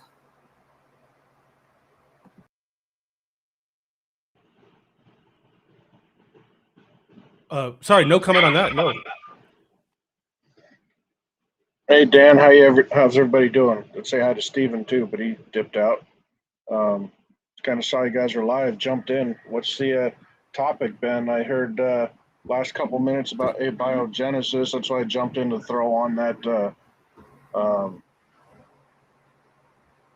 that screenshot of them proving that they don't know where life started or how it came from, basically showing that abiogenesis is still a theory and has never been proven in the laboratory. And that's only to be said that there have been some abiogenesis scientists who said, yeah, we'll have life in 3 years, 4 years, whatever it was. And again, that was probably just to get funding, because even they admit, well, yeah, we were hoping. And Wynn did mention that, you know, that's money, man. It's money to figure out, to have the right equipment, the new equipment, to develop new equipment. So and I just here on Proverbs, I just want people to know that, like, you know, they say, oh, you're just religious quacks. It's like, well, you're just, and then we'll throw like, you're just a, you know, non-religious quack. And it's like, there is evidence that there's evidence we can all look at, that we all have, and then make the decisions. But go for it. And then yeah, it's just an open panel. Rich is one of our newer hosts. Win is an atheist who just happened on by, and he's had some really really cool things that I know I want to go research. And so did DS. So that's what this is all about. Yeah, good meeting you, brother. Thanks for stopping by. Sure. Let me first say I apologize for not being able to show the references, but I do remember about a month or two ago reading an article where they claimed that they made life in the laboratory from scratch. But after digging through the article, hidden in there, they said basically they started with already existing organic matter. So that's the problem there. It kind of throws that experiment right out the door. Abiogenesis is, you know, making organic matter by non-organic matter and making that big leap. According to second law of thermodynamics,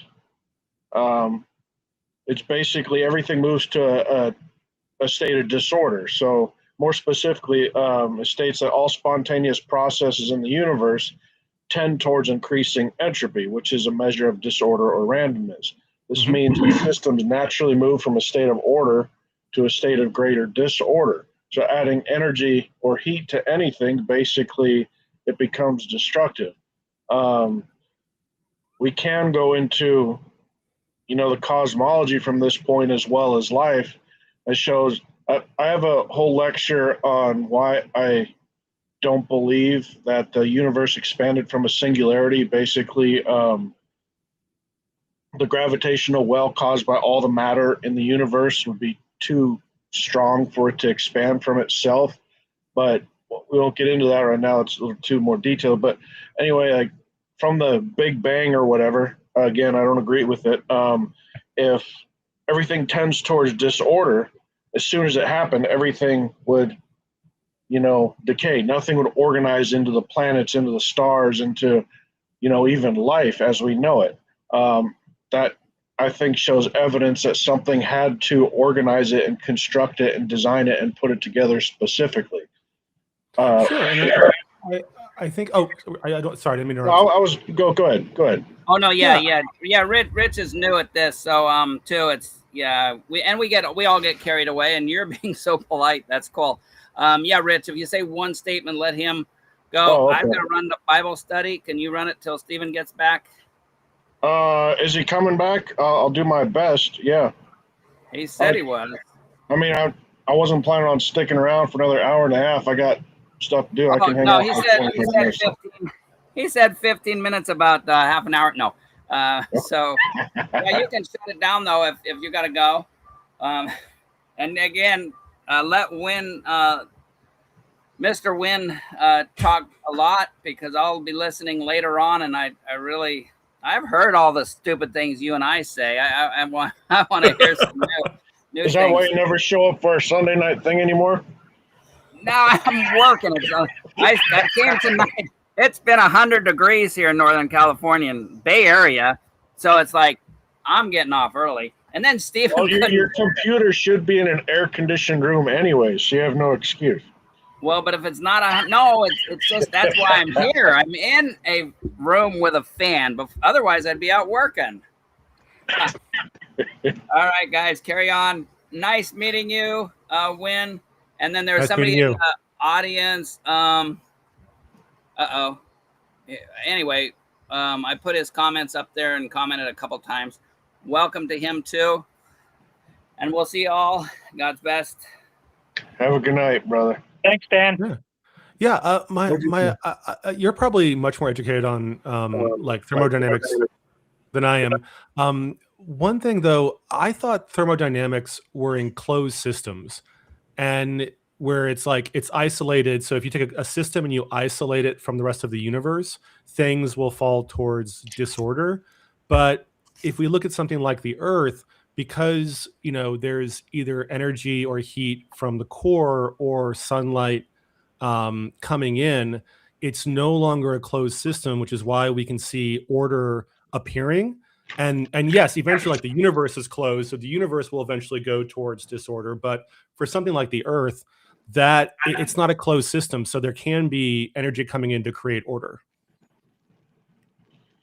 Well, I'd like to know exactly what they mean by a closed system, because you can see examples everywhere when you walk outside. Even if you stay inside long enough, the roof on your house is eventually going to decay from thermodynamics, right? Yeah, I think what they were focusing on was like if you take if you boil some water and you put it in like a vacuum sealed container where there's no more energy coming in, things cool down, right? Because there's no more heat coming in and you've isolated it from the environment. So the laws of thermodynamics are taking place. But you would agree that like if we took a boiling pot of water and we let it cool, but if the container could transmit energy into the water through like the sun, then all of a sudden the temperature would stabilize because it's getting that energy from outside of the container. So I've always been told that thermodynamics is when it's like you have to consider a closed system, but if there's an open system, then the laws don't apply as clearly because there's energy coming into it. Well, I think go ahead. And so like Stanley and these companies are making. I need to feed my dogs. Give me 2 minutes. I'll be right back. Yeah, no problem. They make these thermal cups because when they manufacture it, they manufacture it in a vacuum, and so when they seal it up, right, you have this double wall drink cup, right, and then it's sealed at the top. So those things. Sorry, almost an accident right here. That when they're that tight corner, and cars like to go around the corner in the middle of the road instead in their lane. So when it's sealed, the air is sucked out of it, which then isolates it to where there's nothing in between the outer wall and the inner wall. Mhm. That way, if you put something cold in these thermal cups, They it, stay cold like forever. Yeah. they stay cold. And the reason why is the same thing in space, is that there's nothing to transfer the heat through. If you remove the air, like our atmosphere, then the heat can't transfer, and that's what it is in space. And so you do have those thermodynamic attributes in space in a vacuum, because that's why we can keep something cold for days in these vacuum seals, because there's no way to transfer it.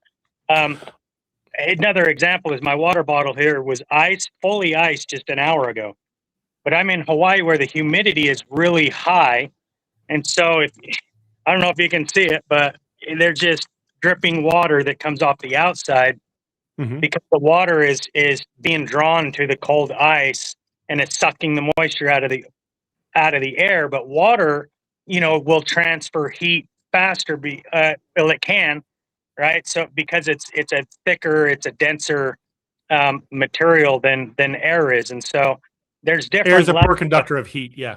Yeah, exactly, and that's why aluminum is often used in radiators, right? Oh yeah, Is my be- computer has an aluminum fin for the CPU because it yeah, transfers and heat they so choose easily. aluminum because it's very light. Things that are lighter will dispel heat quicker. That's why, like the ocean you see behind me, it can go through the winter and it'll still be 77 degrees, regardless of the outside temperature, because its mass can hold a lot of heat, and so it takes a lot more to get out of it. Yeah, it's In like cast space, iron versus stainless steel. Like one holds exactly. heat So longer. the heavier the element, the more absorption of heat. Because in science, we talk from absolute zero is just the absence of heat. So what we have here in this ocean versus what we have in the air can't absorb the volume of heat and hold it like the water can, because air is obviously a lot lighter. When you go into space, there is nothing. So, Yeah, uh, yeah. There can still be heat transfer because of like light and things like that. Like there can still be heat coming in being absorbed, but yeah, it's not yeah, like you're so getting like the kind of the sun facing side of say like the moon is going to be astronomically hotter than the backside, and that's because of the exactly. lack of air, because it's radiant heat, right? So it's not like a campfire. It's the radiant heat coming from the sun, and it hits, and in its reflection, it's absorbed, and that's why the sunny side of the moon will be hundreds of degrees Celsius different than the part that's in the shade. But that's Yeah, because it's the atmosphere around it is lacking, and so it doesn't hold that, because there is nothing to hold it. But well, I it know, does. and well, I know people realizing that, like in a submarine, you're worried about pressure crushing everything, but in a spaceship, you're worried about the pressure of the air blowing outward, and that's why you can have the space station or ships that seem so light and fragile. It's because they just have to hold, was it 9 pounds per square inch of oxygen or less inside. There's nothing pushing in on them. It's all the air going out. That's the problem. The Yeah, concern. and I got my pilot's license a few years ago, and so I had to learn about barometric pressure. And the standard barometric pressure on Earth that we use as pilots is 29.92 mercury, right? So the hotter it gets, this is always confusing me because of the language used. But the higher you get, the higher density you get or the higher in altitude you get less dense air, and Less so it pressure. will adjust that number up or down, or even heat, right? Heat from the sun. So right now, my guess, if I was to have to look, we would probably be at like 30.00 mercury on our atmospheric pressure. And so, like what you're talking about, space has a zero atmospheric pressure. So if you're having to maintain a living pressure that our bodies are used to, then the internal parts of a space station is going to have to maintain a livable barometric pressure. And so, yeah, the inside's going to be way more pressurized. That it's going to go out, try to work its way out. Yep. In a submarine, it's the opposite, because the pressure of the ocean, the further you go down, the more dense the water is, which then puts more pressure from the outside pushing in, because it's going to be more pressure outside than inside. So Yeah. thermodynamics and these kind of things are fascinating to learn about.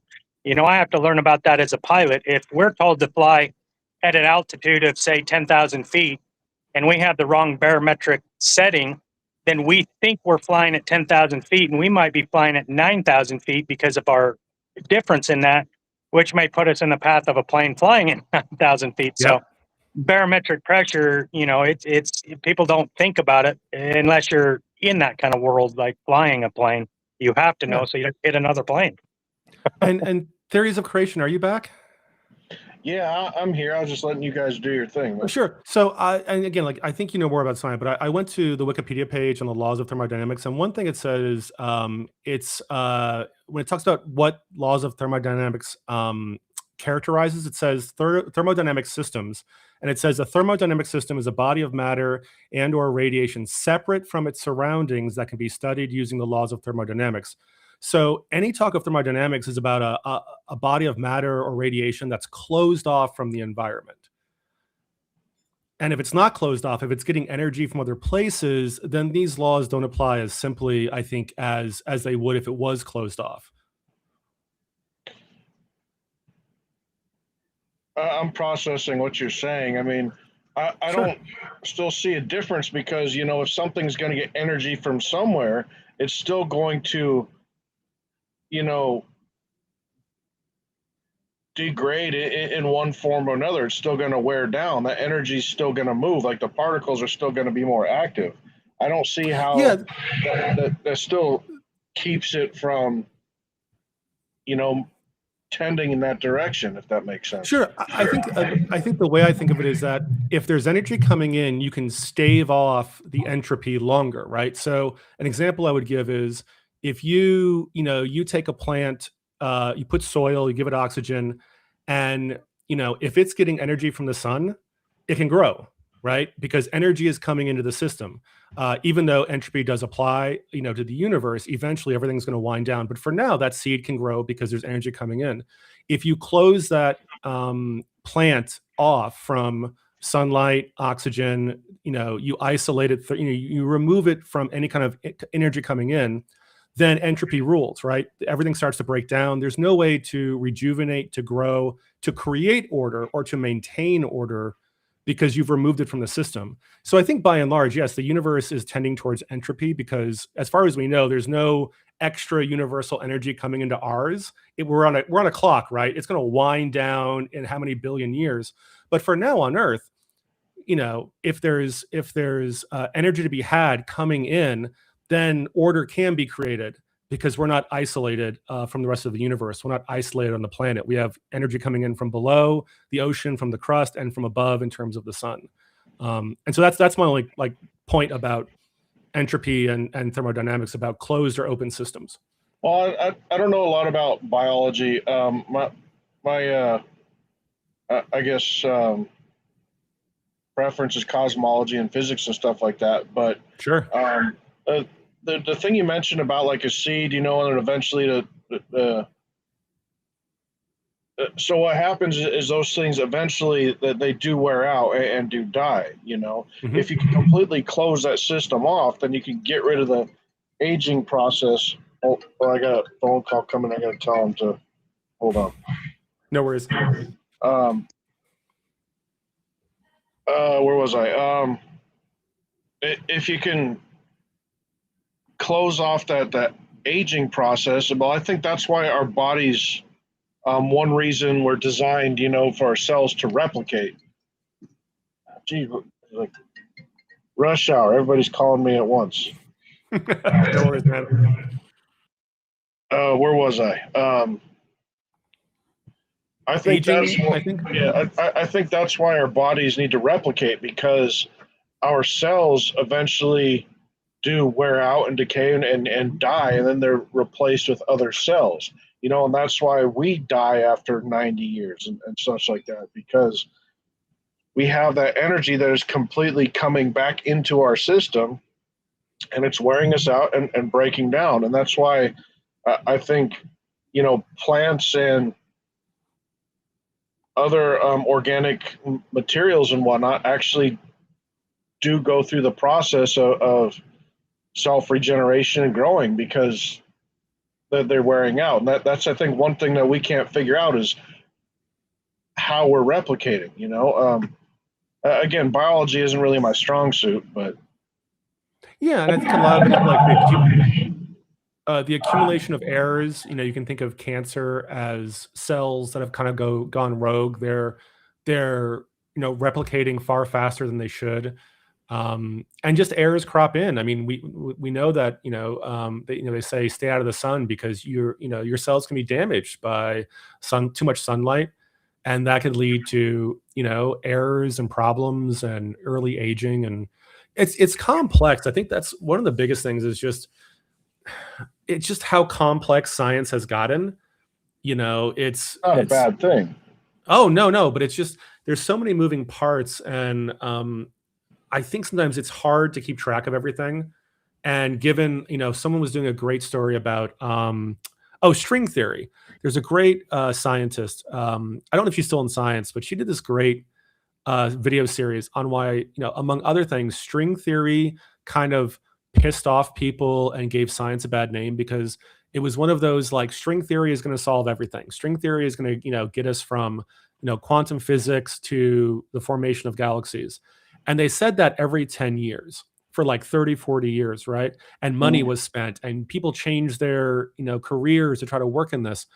And she's like, and the problem is that by the time many scientists realized that like string theory was not going to be this perfect solution. It had uses, but it wasn't going to be the perfect answer everyone wanted. They're like, scientists knew that 10, 15, 20 years before that got to the rest of the population. They're like, science is always 10 or 15 years ahead in papers and research and grants before you get people writing books for the layperson like myself. And they're like, it damaged reputation, because they're like, how many billions did we spend on this, or hundreds of millions and all this? And it turns out it's not going to solve everything. And she talked about how, like, because science can change suddenly, or the layperson is getting science that's old news to most scientists by the time it gets into our textbooks or our common reading, it really does sometimes give a sense of like scientists don't know what they're doing, And I thought that was a really fascinating critique, as a scientist of science itself. I wish I could remember the name of this physicist I heard on a podcast a couple weeks ago, but he was talking about the negative things about string theory. I'm not trying to bring it down, but No. I think they've studied it, for all it can be, and it's kind of like a dog chasing his tail, trying to find out something, because we don't have the definitive answer of where, space, time, energy, and matter, and gravity, and all that comes from. So they're always trying to kind of find another alley to kind of explain it all. I honestly believe that physics shows us that it's impossible for the universe to create itself. And I think string theory is one of those things to kind of explain how it kind of came into being from some other dimension type of thing. I think Stephen Hawking kind of had an idea. Don't remember the co-writer, the other physicist he worked with that helped him write his book, The Grand Design. They were leaning towards, some sort of fourth dimension or something like that, some extra dimensional thing to put it all into being. And I think the two of those just kind of go right along the same point, where they believe and they see evidence that the universe can't create itself. They're not going to admit that, but instead of doing that, they got to spend all these resources to try to explain how it got here. Because no one on Earth knows that, where space, time, matter, and energy and gravity comes from. Actually, the first law of thermodynamics says, it cannot be created or destroyed, but it's here. Some might think, that means the universe is eternal, but I don't agree, because it's in motion and the laws have some sort of governing effect to put them that way. You can't just have everything here and then all of a sudden it's organized by laws. I think those reasons show that there was some sort of extra intelligent being, for lack of a better term, to organize it and put it into place. Something that we can't in a way can directly communicate with, but not physically communicate with. There's something. I guess what I'm trying to say is the book of John says that God is spirit. How do you physically, prove what the spirit is? And because, that's not really something physical that can be, I don't want to say it's impossible to be proven, but it's along one of those. I don't know. I think I was talking about too many things and just lost. No. It's interesting. You may earlier we were talking about things, and I said it may have been DS or someone else said that they struggled with God and looking at the Bible, and why does God allow for children to be hurt, or why did God order that this terrible thing happen, the flooding of the earth? And many Christians, it seems, have to reconcile that they may never get a good answer. God doesn't owe them an answer. Well, God doesn't owe them an answer, right? And I was saying I can give you a good answer right now. Oh, let me just finish my thought if I could. I was saying, like, from a science viewpoint, the universe doesn't owe us an answer. It may be that scientists never find the one way abiogenesis could happen. It may be that we never understand what happens in a black hole, and we may never understand where the universe came from. And that just may be the way the universe is. And I just thought that was just interesting parallels between those two things. I mean, I would say the universe owes us an answer. I mean, you're talking about just space, time, and matter. It's us and our curiosity to know those ultimate questions of why and how, right? Mm-hmm. But as far as, why does, a child get cancer? Why would God allow that to happen? Why would God flood the world? It all comes down to the same answer. He gave us dominion over the planet, and we chose a way of life that he doesn't agree with, and he warned us about. That's sin. For example, the child with cancer, did his mom consume, terrible, terrible is probably the wrong word to use, but like foods, with all sorts of processed chemicals and stuff of that could have messed up the child? You want to blame God for that? You want to blame God for all the evil, wicked that was going on in the world, and he had to be away from that wicked nature, so he destroyed it to give us another chance to start over? Again, it all comes down, to sin and our desire. Do you want to blame God for that rapist who raped the child, or do you want to blame, the rapist himself, when God clearly said, look, don't commit sin, thou shalt not, do such a thing? Again, those answers, can be all answered in that one word: sin. Our ways of rebellion, the wanting to do things our own way.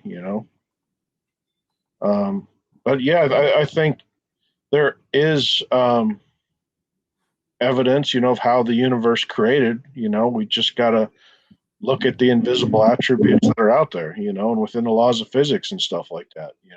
Yeah, and when my whole world is revolved around believing in God and believing the Bible is true and in this stuff. And then you got the whole science side, with their geology, plate tectonics, evolution. And, if we're going to be honest about it, those that believe in billions and millions of years and that it was a natural process, we need to be honest that the evidence can appear to be that could be a legitimate, explanation. And acknowledging that, because there's a lot of good advances in that field. For me, I look at it as I know that God is real. And so when he tells me that the Bible is true and his word, then I have a choice to make. Do I take what I'm getting from him to be true and say the flood of Noah really did happen, 4,356 years ago? Then when I look at the two worldviews, billions of years evolution versus flood of Noah, God created everything, 6,000 plus years ago, it really comes down to what evidence that is presented makes most logical sense. what evidence do we see evidence that it could be, that there is a different explanation besides billions of years and evolution that does fit with my beliefs, that does have good scientific background and explanation. And so, if we want to be believers and out here to tell the truth, right, and invite people in, I think it comes down to just, expressing the reality that, sure, if you want to follow billions of years in evolution, you can in your head justify your belief by what science has produced. But we also, on our end, we can do the exact same thing, explain the exact same stuff in a scientific way that also explains that the possibility is also possible that God did create the earth in 6,000 plus years ago, and that the flood of Noah actually did happen, and we can see the evidence of it. So if you want to compare the two, if you're honest, for me, if the evidence was overwhelmingly supporting the evolution and billions of years was factual as presented, and at the weight that no, there is no evidence of a global flood, I would prefer to go where the truth leads me. And what my experience is I grew up in school and was taught millions of years in evolution that I am an ancestor of a monkey, and one of those ancestors could be Lucy, right? But with me, the evidence that we're seeing, no matter where we go, like, all I see is design from an intelligent being. I can't drive down the street and think I'm driving a vehicle that was naturally produced. I know that there was an intelligent being behind the design and creation of the vehicle I'm driving. And it's, for me, it's like, it doesn't matter where I go in the world, we're surrounded by things that are created by intelligent beings. But then I'm told that the natural processes, the perfect alignment of this earth in relation to the perfect heat, perfect distance from the sun, and perfect gravitational pull with the moon that's perfect, and out of the explosion or the great expanse, our universe come to be in perfect order. That's where I start to be like, there's too many things that just seem impossible for them to always line up perfectly to support life, and then to claim that there is no intelligent design. That's just where, the citing of that it's just natural and these things just so happen to be, the odds are just so heavily stacked against it that if I can claim, if we know for a fact that a human being was behind a car's design and that was an intelligent designer, why can't we accept that same possibility for the creation of the universe and these things? And so for me, it just comes down to, what evidence am I going to accept and what evidence am I going to reject? And I think that's really what it comes down to for every person, is what are you willing to accept and what are you willing to reject? And whichever way you go, why? That would be my question. What is it that makes you want to be an evolutionist for billions of years versus the Bible, right? Those would be questions I would ask. Yeah, I think from my point of view, I look around and I see, it's funny you say that, like, I see design from people, but I see evolution everywhere I go, kind of the same way you did, but from a different viewpoint. For me, evolution explains a lot of why, the world is the way it is. And I'll give you an example. Why is it that when I drink alcohol, I get drunk and it can affect my memories and my personality? I would think that if I was my soul and not my brain, then these things wouldn't be a problem. We can still have a sinful nature. It could be a fallen world. But why is it that things would be designed in such a way that the very core of who I am is reliant on material things? And examples they've done is, showing that, alcohol or other drugs or even just natural aging can damage memories. But why is that the case? For me, if I was thinking that, there was a designer, the designer would be ensure that, my free will, my personality, the choices I make would always be as clear as possible, right or wrong, to defy the creator or to embrace them. And so the more I looked into it, the more I was going, this seems to be a very evolutionary standpoint that, yes, I am my brain. So if I get brain damage, my personality might change. And they've seen experiments where like they separated the halves of the brains and you get two different personalities. But why would that be the case if we were designed? And you start going, I always ask Christians or people like, is there a possibility that we can say the design was done badly? Is there such a thing as bad design? Because you certainly, I know you're a professional designer, you work in that. You recognize bad design and good design, I'm sure. So if I showed you examples of bad design, that a good designer wouldn't make that mistake, right? But Christians, I think, by and large, will never critique the designer's work. They'll never say that, yeah, that's a bad design. Like this nerve ending going from your brain down to your spine just to come back up to your heart, it goes like 4 or 5 times as long as it needs to get to your heart. And evolution goes, yeah, because we were fish and the body layout changed over time. But a designer would never do that for a human. You would never run a nerve longer than you need to, because now there's more chances for it to be interfered with, to be damaged, to be hurt. So I see a world where evolution explains the challenges we face because of our common ancestry, whereas I would expect a very different world from a designer. Let me- That's did you go, or I've got something too? I just want to back up, to a couple things you were saying. I mean, you covered a lot of stuff there. As far as, like the way our brains, I guess, degrade, just because we want to get drunk and stuff like that. First, let me say, I'll be the first to admit, yeah, my memory is getting back, but I've had a past with substance abuse and highly regret it. So I know firsthand how inconvenient, that can be.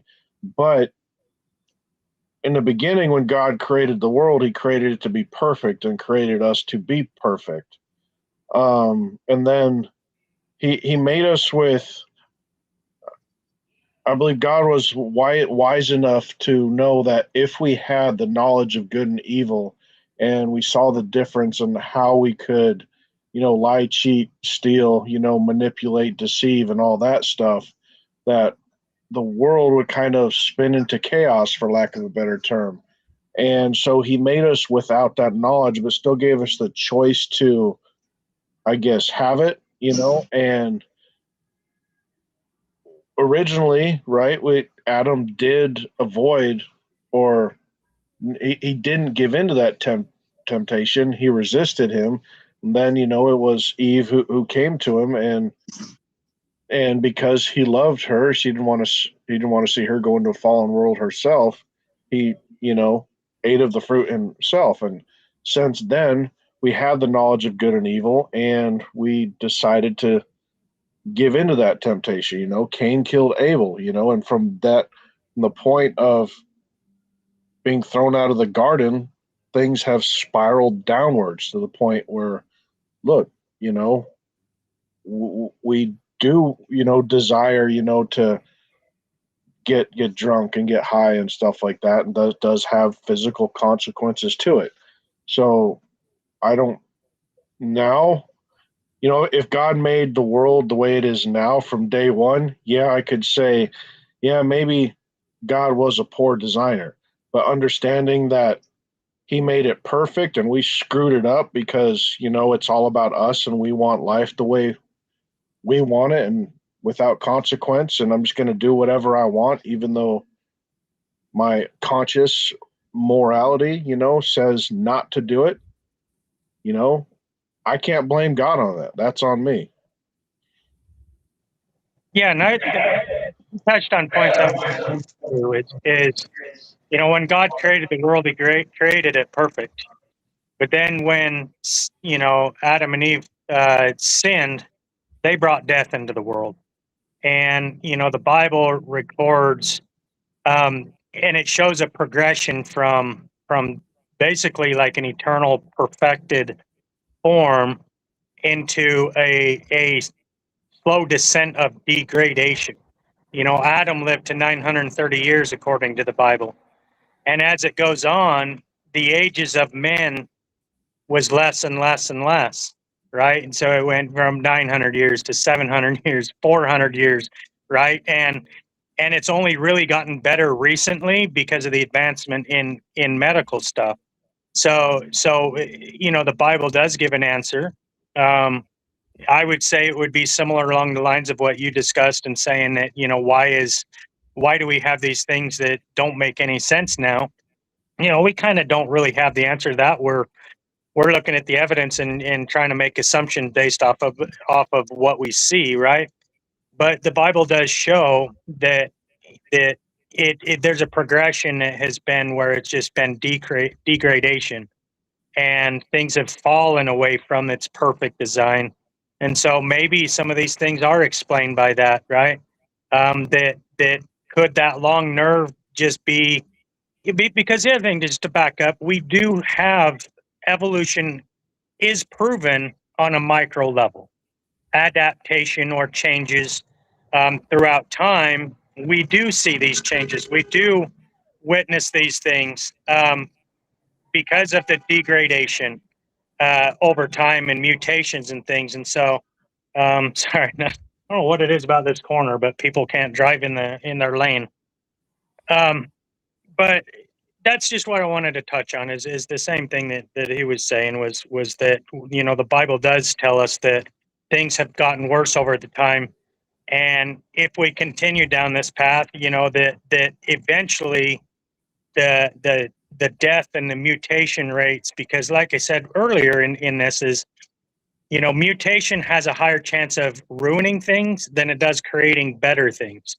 So even on the science we have now with evolution, it proves that we're going worse, not better. But evolution wants to say we're improving and getting better, but we're not actually witnessing that. We're witnessing through mutations like cancer and stuff that things are getting worse.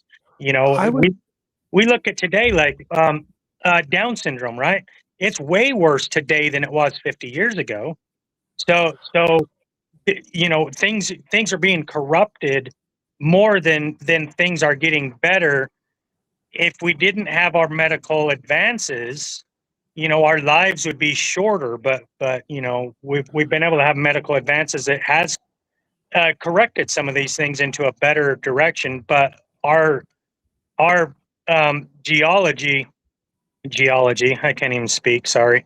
Like, our genes and stuff, it doesn't really show that we've got a progression of being better over time. It shows the opposite, in my opinion. Yeah, I push back a little bit, because evolution, there is no better evolution. There's no good or bad evolution. Evolution doesn't move towards like a improvement of any kind. It's as they say, like the blind watchmaker. I'm an atheist. I don't think Adam lived to be 900 years old, and I don't believe the story of the Garden of Eden. I have many problems with it. But someone pointed out to me once and said, "Hey, dolphins are mammals, and dolphins have a hole for breathing, but they also can eat fish at the same time. The breathing doesn't happen at right. They evolved to have a separate tube for breathing and eating.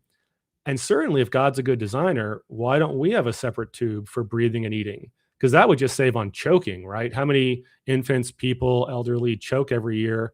But if we got a separate hole for eating to our stomachs and a separate tube for breathing, that's just a better design. And the other thing I'll bring up is, one thing that got me was there's a website out there, at least there used to be, said, why doesn't God heal amputees? So we know in nature there's insects, lizards, and what they can lose a tail or a limb and it regrows. But why doesn't that happen for us? And if there are miracles, have you ever seen, many Christians will say they prayed to God because their aunt is sick. And even and fully acknowledging that God is not required to do anything you ask of him, right? That's not my point.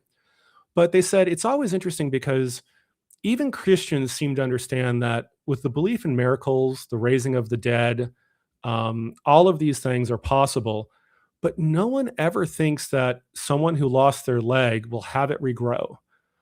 But that regrowing of a leg is no more unnatural than a spider losing a leg and regrowing it, or a lizard losing its tail. And it's no less miraculous than the dead rising, or someone being healed of their cancer, or even seeing God and having Why a vision. haven't we We're all evolved miracles. that ability? If other creatures have it and we're related to them, why haven't we evolved that ability? Oh, sure. And there's answers to that, but I'm just wondering, like, I've never seen a Christian who said, yes, like, as much as I would ask for, please, God, my mother's sick with cancer, any healing you can bring her, but they would never say, my brother lost his leg, anything you can do to grow his leg back. So it seems like I had blinders on. I never thought about this too when I was a Christian. There's some things I just inherently went, that is not something God will ever answer. No one regrows a limb, right?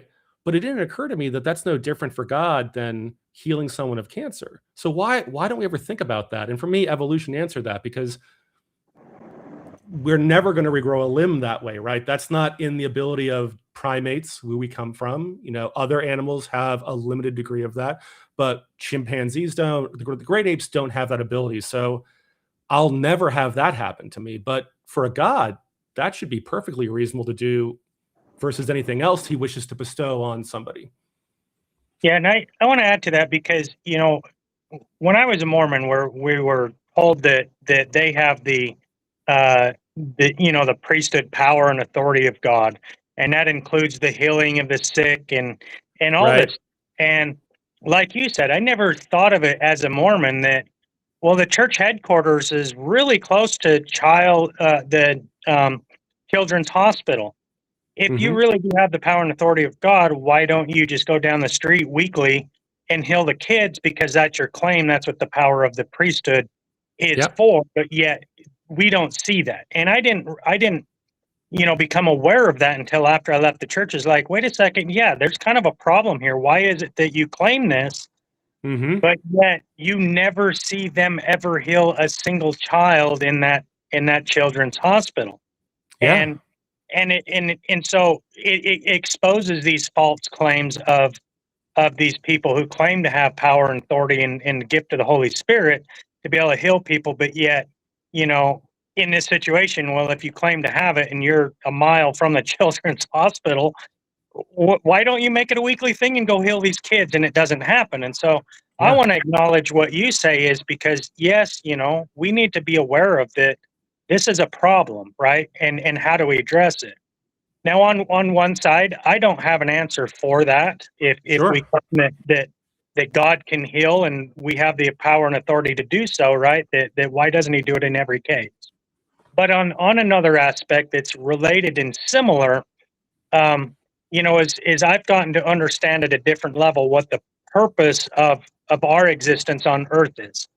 And that's when when I was learning about what the purpose is with God, is that our purpose is not here to just have a great, wonderful life and live in the best bodies and have the best things. If you look at the teaching of the Bible, the whole purpose of Earth is for God to harvest souls. So if you look at it through those lenses, we see things slightly different, right? If God is a farmer and the earth is a place where He births or plants souls, and then He allows them to grow up, and then the scriptures talk about a harvest, especially in like Revelations, right? Going to be harvesting souls that maybe, if we look at it through God's eyes, as the way He presents it in the Bible, that our purpose here is to struggle, is to grow in environments that we have pain and suffering and bad things to happen. That what does that produce? The scriptures talk about like the wine press, right? You throw the wine in, and then or in the grapes in, and then you got to crush them and squeeze them, and then it produces good wine if the process is done. And so maybe the overall purpose of the earth is not for these things that we as people think it should be, but God is like, okay, I'm going to see what souls are worth harvesting. Because if you're a farmer, right, and you have a bad crop, what do you do with it? You disregard it. You don't want it. But a farmer wants the best crop, right? But in the scriptures, it teaches us about the wheat and the tares. They look identical on the outside, but the tares have no substance inside. They're hollow. And so they don't have any value, even though they might appear so, whereas a wheat has the substance inside, and that's the substance we're looking for. And the scriptures talk about that. That's what God is looking for, is the substance within. For It's me, interesting. Oh, go ahead. No, go ahead, add yours. I got more to say, but add your thought. I don't want to take It's the whole. So it's interesting. I said that I got into biblical scholarship, and it opened my eyes to letting authors of different books speak for themselves and not always trying to say that it's univocal or inerrant. And it is interesting because depending on the book you read, God doesn't always seem to have the attributes that I think, at least when I was a Christian, people told me God had, which is like God is all good, God is all knowing, God is all powerful. I think when you look at, especially the Old Testament, God is not always omniscient, all powerful. There's more of a human sense to God, which makes sense, right? Because later Christians would develop, especially after the Greek influences of Stoicism, this idea of a God that is not touched by earthly um, contamination, right? This idea of like a perfect creator. But certainly you can look back into the development of Yahweh, a storm god becoming sort of like the God of the Israelites, or even other gods. None of them had these attributes of all-knowing, perfect. There was a plurality of gods, and they had different traits. And so, as an atheist, it's interesting to say. Well, at one point, I hear, "Well, Earth was perfect, and if human beings had not chosen to disobey God and eaten from the fruit, the world would not have fallen. It would have been an Eden forever." Well, if it was going to be an Eden forever, then why would it be set up to test us? Because you don't create a perfect Eden unless you know it's going to fall, and then you have to test people, right? And I think this is not to say that like you're not aware of this, but for an outsider viewpoint, it is interesting to see how later theology tried to make sense of what seems to be the Genesis story, is just kind of trying to explain, hey, why is the world not perfect? Well, we screwed it up, right? There was a problem. We made it bad. That's why we have to, women have to go into labor. That's why I have to toil the land. And it's like a child asking, why isn't the world better than it is? Well, here's a story. But then later theists and later authors have to try to find a way now to frame this in terms of Jesus or God and souls, which maybe the original authors, that wasn't what they were worried about. But now we have to make sense of it. And like I said, so for me, it was when you said it was going to be perfect. It was created perfect. Then we broke it. But then you said God is now testing us and trying to separate us. Well, those are two very different worlds, one for perfection and one plan for a fallen world where it's about testing us. And to me, that shows like the evolution of thought in Christianity. Like, how do we reconcile these two different things? So You make great points with that, and that's why, like with my learning and understanding, I've learned so much more after leaving Mormonism, because I wasn't, in that closed circle that I was able to, to contemplate these things that many people have before. And from my understanding, with what I've learned, is that it was intentional. God knew that man was going to fall. You can't, you can be dishonest to yourself, and I want people to notice that I'm making a very good effort to acknowledge things that other Christians don't want to touch. oh, sure. I admit Yeah. things that I've struggled with, because if we ignore these and pretend they don't exist, then we're just lying to ourselves. And I want the truth no matter where it takes me. But at the same time, I also have, and I know that there is a creator that's been guiding my steps. If I was to sit down with you and show you what's happened to me, it'd make you question, right? But I can't use those kind of things as proof. And so when it comes to this, is, well, God, why did you put the tree in there? Why have the tree in the garden at all? The tree could have been on a mountain. The temptation that someone's going to eventually eat it. If it wasn't Eve, and it was, Right. 1,000 years later, someone's going to do it. Well, that tells me that it was intentional. And so when I start to step back, it's like, well, if it's intentional, what does this mean? And then we go to look into, the nature and the character of God. Like I said, the Mormon God and the Mormon Jesus that I grew up with is not the one that I've come to know, right? Radically different. If we're to admit that there is a God, and then we start applying the evidence of what this guy has done over time, then we have to acknowledge that this God, if he is the creator of the universe and these things are true, then his nature is not what we've been perceived by religion, for you Catholicism, for me Mormonism, that the God we're dealing with is a little different. He's not like the preconceived things. And so if the tree was put in the garden, the only explanation that I have as a believer is that it was intentional. So if it was intentional and this creation was intentional, and then God said he's a farmer, it starts to make a little bit more sense as a believer that he intentionally created this world, intentionally put that there, knowing that we were going to fall. It was going to cause sin, because when the fall happened, that's where, the Bible talks about like thorns, right? And that we're going to have to sweat by our brows to be able to work and feed ourselves. It's not going to be given to us. For me, what I was going to say before your last comment, I just remembered, was that had I not gone through the immense suffering that I have over these last several years from being called out of Mormonism and God walking with me, I tell you what, like the difference between me now and me then, having suffered all that I have. Sorry, my phone is 53%. This is one of those things that God's always talking to me. 53 is Isaiah 53.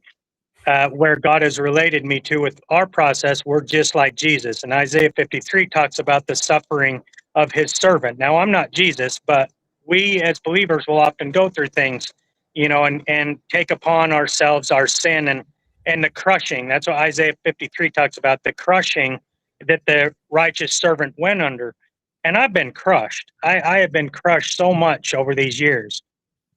But when I be honest with myself and I look back to all that I've been through, I see an amazing transformation of my own personal self because of the crushing that I have gone through. The grapes and being put in the wine press produce great wine, right?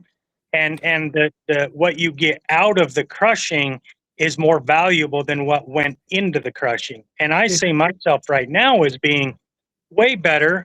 I feel like my intelligence level, my wisdom has all increased, but it was because I was allowed to suffer that God was able to use that to turn me into something better than what I was before. I went from a grape to a fine wine. I don't want to boast myself on it, but you understand. No, I get you. Yeah. Say, right? Well, and it's funny because as an atheist, I'll never say that like suffering means there's no God, right? Because I think we can talk about suffering that has meaning and unnecessary suffering. And the example I'll give, it's kind of a personal story, but if you're gonna run a race, if you're gonna work out, you're breaking muscle fibers to build them back up, right? If you want to become more learned, you're staying up late, you're spending money on books. Like there's suffering involved with a purpose. But then there's something that can be unnecessary suffering, and we can talk about children dying of cancer before they can even speak, or those things where like there's not value to that person in suffering. And so I think there are degrees of suffering, and I think Christians have taken the stories of the Genesis and tried to find later meaning in it, whereas maybe that wasn't the intention at the start, but just as you're doing, and I think that's a natural process for anyone that's a holy book. I will say one day, if you're ever curious, I'm very much convinced now that Isaiah 53 is not about Jesus. But I know it's a hallmark of Christian theology to look at the suffering servant as Jesus. I'm much more convinced these days it's about Israel. But if you ever want to talk about that, there's some fascinating discussions about how Christians, especially after the death of Jesus, were looking through Old Testament passages to try to find relevant stories that could apply to Jesus. And you get the idea of, oh God, what's the word? Someone used it here, where like a foreshadowing. They were finding foreshadowings in these books. Typology, that was me mentioning. Typology, yeah, because Jesus didn't fit the view of a Messiah that the Jews of the time held. So to explain away his death and to have meaning in it, they were looking for these ways to sort of relate Jesus to the Old Testament, which is a very natural thing to do. Someone pointed out that, how do you get authenticity for your new religion? You tie it back to the older religions. So, Christianity tied it back to Judaism, the Old Testament books.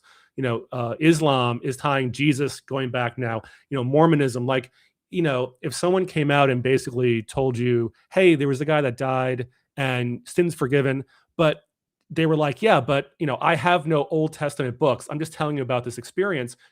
People are less likely to believe it unless it ties into something that they already accept. Yeah, and through my process, and I just Hey, have to hey, say, brother yeah, DC, go ahead. can I engage Oh yeah, this gentleman for a bit? Sure. oh welcome. I Sure. didn't see it pop up. Were you there long? I was backstage for the most part. Oh, okay. Uh, yeah, but I've been listening in the outside chat for a little bit. Full win?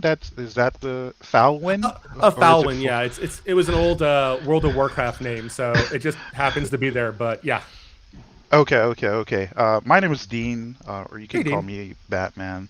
I'm Sure. a Christian, just like these other gentlemen, and just like pretty much every other Christian, we're gonna have things that we might disagree on.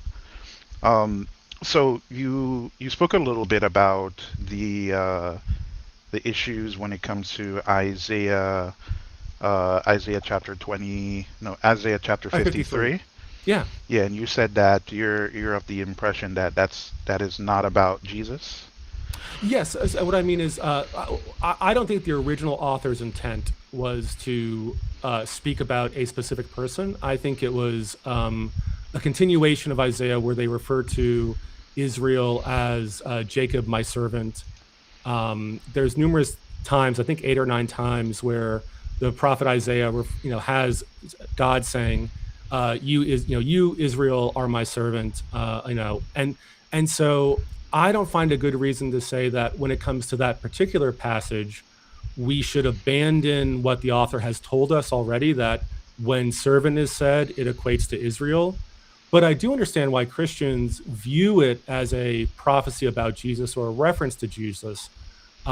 Well, I understand why they do that. I just don't happen to agree with that. You so you do understand that the first quote unquote Christians were Jews, right? Oh, sure, yeah. And there was a history of trying to find messiahs in the older books. It certainly wasn't new to try to find an explanation for why prophecy failed or why things weren't going the way they expected. I think the book of Daniel is a great example of that. I think Ezekiel has a couple times where he has the prophecies changed to update them because they didn't work out. Hey, So it wasn't real a quick, unique sorry thing. to interrupt. Hey, Dean, is your phone really close to your computer? Something getting a lot of feedback or some interference from your side, Yeah. Um, hold on. or too close to a speaker or something? Is that better? Yeah, perfect. You got it. Sorry, go ahead. Okay. Okay. Thanks for letting me know. I think the way how you're looking at the Bible, or your approach at least to me, is that you see these books as essentially stories a bunch of people kind of decide to come up with to kind of justify their existence in a way. But I think when you actually pay attention, these people are writing about what they experience, right?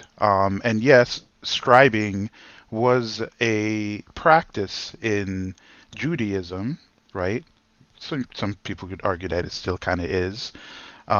And that's always, but what scribes did was, for example, if it's someone in authority and they're writing about events, right, they're going to depict those events as accurately as possible, even the things that are embarrassing, right? So with that being in mind, when you read the book of Isaiah, not necessarily in a vacuum, because if you look closely, you'll see that it's somewhat written in sections where it'll talk about, like, the redemption, it'll talk about judgment and stuff like that, right? But one of the things that you have to understand, excuse me, Mhm. is that in the section that discusses redemption and salvation, right, particularly in Isaiah chapter 25, it's impossible for it to not talk about an individual. Linguistically speaking, from a Hebrew perspective, actually I had to sit with a rabbi, a Messianic Jew, a Messianic rabbi, to flush this out for me personally, right? Is that first of all, the people who need to be redeemed is Israel, right? Israel is in no standing, ontologically speaking, to redeem themselves from sin as a nation. And so what they need, right, is that they need their God to redeem them. And how he's going to redeem them is through the work of the suffering servant, whom is God. Because what you find when you as I was saying, when you read Ezekiel, when you read these, you can't read them in a vacuum. Because I'll give you an example, right? God is the term high and lofty is attributed only to God from a Jewish perspective, right? But yet still, this servant, this individual, right? These titles are bestowed to this individual, right? After he's done the work that he was assigned. He was made high and lofty. And so, So, go ahead. oh yeah. So a few things. One, I don't accept that the scribes were writing history. I think in many cases the scribes were writing hundreds of years later, and were writing stories that, in some cases, were nation building, myth building, but also this idea of writing stories that they felt is how the world should work. And I think I put prophecy in a couple of different sort of like areas. I think, like for Ezekiel, there does seem to be true prophecy where something was stated. I love the story of the attack on Nebuchadnezzar and Babylon against Tyre, because I think we see a clear example of the prophet changing the prophecy when things didn't work out. But there are other cases where prophecy is put in the words of a character written hundreds of years later, but portraying it as if it's of the time. And then finally, there's times when stories have been mixed, and different versions of stories have been combined by later editors. And so I think there's a mix in these books. Scholars talk about first Isaiah, second Isaiah, third Isaiah, in terms of different authors over a longer period of time. So I just wanted to get that out of the way real quick. Sure. Here's, Sure. I wanted to add a little bit to this if I could. I'm kind of on a roll right now. Okay, go ahead. Enjoy your dinner or your lunch. It's daytime there. Almost. It's 4:16 p.m. for me. Oh yeah. I forgot. I forgot. That's why Yeah. it's so bright and sunny outside still. Yeah. Sun's still up in the sky a bit. I'll let you go after I respond. Okay. If that's okay. All right. Yep. Yeah.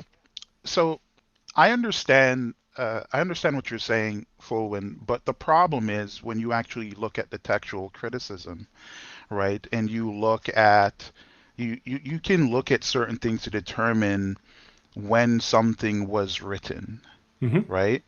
And so I'll give you an example. The Great Isaiah Scroll. I believe it's what two 200 plus years before Christ. They dated that particular scroll. But if you look at the actual information and the way how should I put this? The way how they'll use certain words, they'll describe certain nations, there are things that you can look at to get a better idea as to when something was actually written. Because just because the scroll is that we discovered is like 200 years BC, right? It doesn't necessarily mean that's the original. Oh, of course Right? not. No, just because I get a book today doesn't mean it wasn't written 1,000 years ago. It's just the book I have was printed last week. Yeah. Yeah, but the fascinating thing is that a lot of what Isaiah wrote it's basically God telling him what to write down, and a good percentage of what God told him to write down is what God said that he's going to do, which is that he was going to be the one to redeem Israel. He's going to bring salvation to them. But that aside, again, I do understand your perspective on this. But when I read a book like Isaiah, that doesn't exist for the purpose of nation building. It exists for the purpose of of conveying a message from the the source of their origin to the people despite the circumstances. That's what I see when I read Isaiah. I don't see anything, specifically about um, um, creating any kind of culture, for example. I think it could be both. I think, like any good author, you can layer meaning onto things. And so many of the books I see, the prophets were doing callbacks to each other, and they had this view that Israel would be redeemed in front of the nations. A common thread is that at some point, the nations around Israel are going to find out that, Israel, who was dismissed and beaten down, who was thrown into bondage in Babylon, saved by an outsider, is eventually going to be revealed to the world to be, the chosen people of God. And there's going to be a comeuppance. I think there's some lines about, every non-Jew is going to grab the hem of a Jew and beg to be taken to Jerusalem. And I heard that. Yeah, and so I think there's this idea of nation building is very inherent in the sense of like, we have been suffering for so long, we are going to get what's coming to us. And I think Daniel is an example of authors struggling to find out why that hasn't happened yet. And so for me, when I say nation building, I don't always mean that like someone sat down with this, pure machination to just lie to people. I think they were working in how they wanted the world to be and trying to explain why it the way it was. But they were building on the stories of other prophets and this idea that, Israel was going to eventually be vindicated. And that's not a bad thing. I mean, you can think about America. We have this idea of, exceptionalism, expansionism. That's written all throughout. But there is a genuine innovation. There is genuine highlights and failures. So I just try to allow the authors, what they were interested in and what type of writing were they doing. And I shy away from always I push back on when it's seen as more of a direct call to Jesus, because I think it's, I won't say easy, but there is a tendency to, if you're looking to find a Messiah figure, to reinterpret some of these stories to find him, if that makes sense. Yeah, can I now step in just for a minute? Yeah, I'll be quiet for a bit too. Yeah. So I agree with you with this with Hey, Isaiah. sorry, this DC. Let me interrupt. Do you guys want me to like do a proper moderation? Do you guys want to like split the time, or are you guys cool with this? Or I kind of like this, but I'm up for anything. I think as long as we're respectful and no one's taking complete control and we all get a voice, I think we're fine. okay, all right, just throwing it out there. Yeah, it's mostly for you, to our guest. I don't want you to be overwhelmed or anything. So.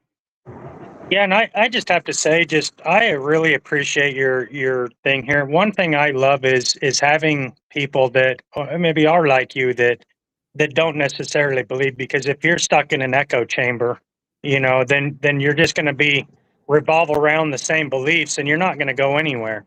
I love having opposing or stuff being brought up, because maybe that might point something in something I haven't considered or thought before. But if you're in an echo chamber, that you usually don't learn much. Yep. But what I want to bring up with Isaiah is, when Moses was talking to the Pharaoh, he says, let my people go. One thing that's overlooked is he also says, let my firstborn son go. And that is a reference because Israel is God's firstborn son. And so I do agree with it that Isaiah 53 does fit speaking as the nation, God's firstborn son. But I also believe that doesn't take away from it also meaning for like a typology of Jesus. But that when I learned that the firstborn son of God is the nation of Israel, and they are sacrificing themselves for us, right? I mean, the scriptures teach us that you know, we had to be in order for us to be saved, that someone had to be crucified. Well, that means somebody had to crucify him, and God chose the nation of Israel to uh, crucify the Savior, right? And so the typology between the firstborn son crucifying God's only begotten son, that they are tied together and not exclusively separate. I do want to remind you again, I can't reveal too many things because my debate's on in 2 days. Oh, sure. Yeah. You got to keep things close to the chest. Yeah, because the guy that I'm debating, I want to give him ammo ahead of time. I want it to be revealed, but there's things in there that and even when you're talking, I question, am I injecting Jesus in the place where he doesn't belong? Right? Is kind of your position as that is added to make Jesus fit. But at the same time, like some of the stuff I'm going to reveal, some people are aware of it, but it's not out there as a whole. But it does show that Jesus has been part of this from the beginning. And so when we have the typologies of like Israel in Isaiah 53, that Jesus naturally does fit within that, and Isaiah 9:6 talks about that a son is also going to be the everlasting father, the El Gibor, the mighty God. And so we have places in the Old Testament that talks about a son. We talk that he descended and rose up. What is that? I forget which one it is. But who is ascended from above to below, and what is his son's name, right? So we do have many references of where a son will be born, and that son will be crucified. And so I don't want to put heavy on one side or another, but Isaiah 53 100% totally does go both with the nation of Israel as a whole and also Jesus as a individual. And you're right about the Messiah. The reason why the Jews reject Jesus as the Messiah is because they don't picture the Messiah to be a man like Jesus. And so to them, in their eyes, he doesn't fit their view. In the New Testament, in Romans chapter 11, it talks about that a blindness is placed over Israel until the fullness of the Gentile has come. And so the scriptures do teach us that yes, Israel is blinded until the fullness of the Gentile comes in. So the scriptures do tell us that there is going to be a rejection of the Messiah, which is part of the plan from the beginning. I just wanted to add that part. You can go there. Yeah, no, Batman, please. I think you wanted to respond to something I said. I waived my time. Hello, can you guys hear me? Yeah. Yeah. I mean, I agree with DC. The chapter is about Israel, but it's mainly focused on the redemption of Israel. And specific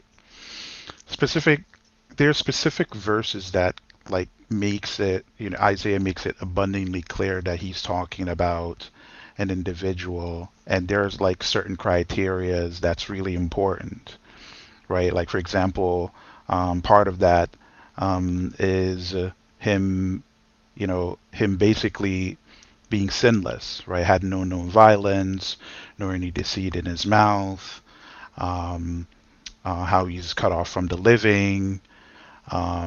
You look at for example, the atonement process and what he does for that, right? Him being the how should I put this? The Lord basically laid on him the iniquity of us all, right?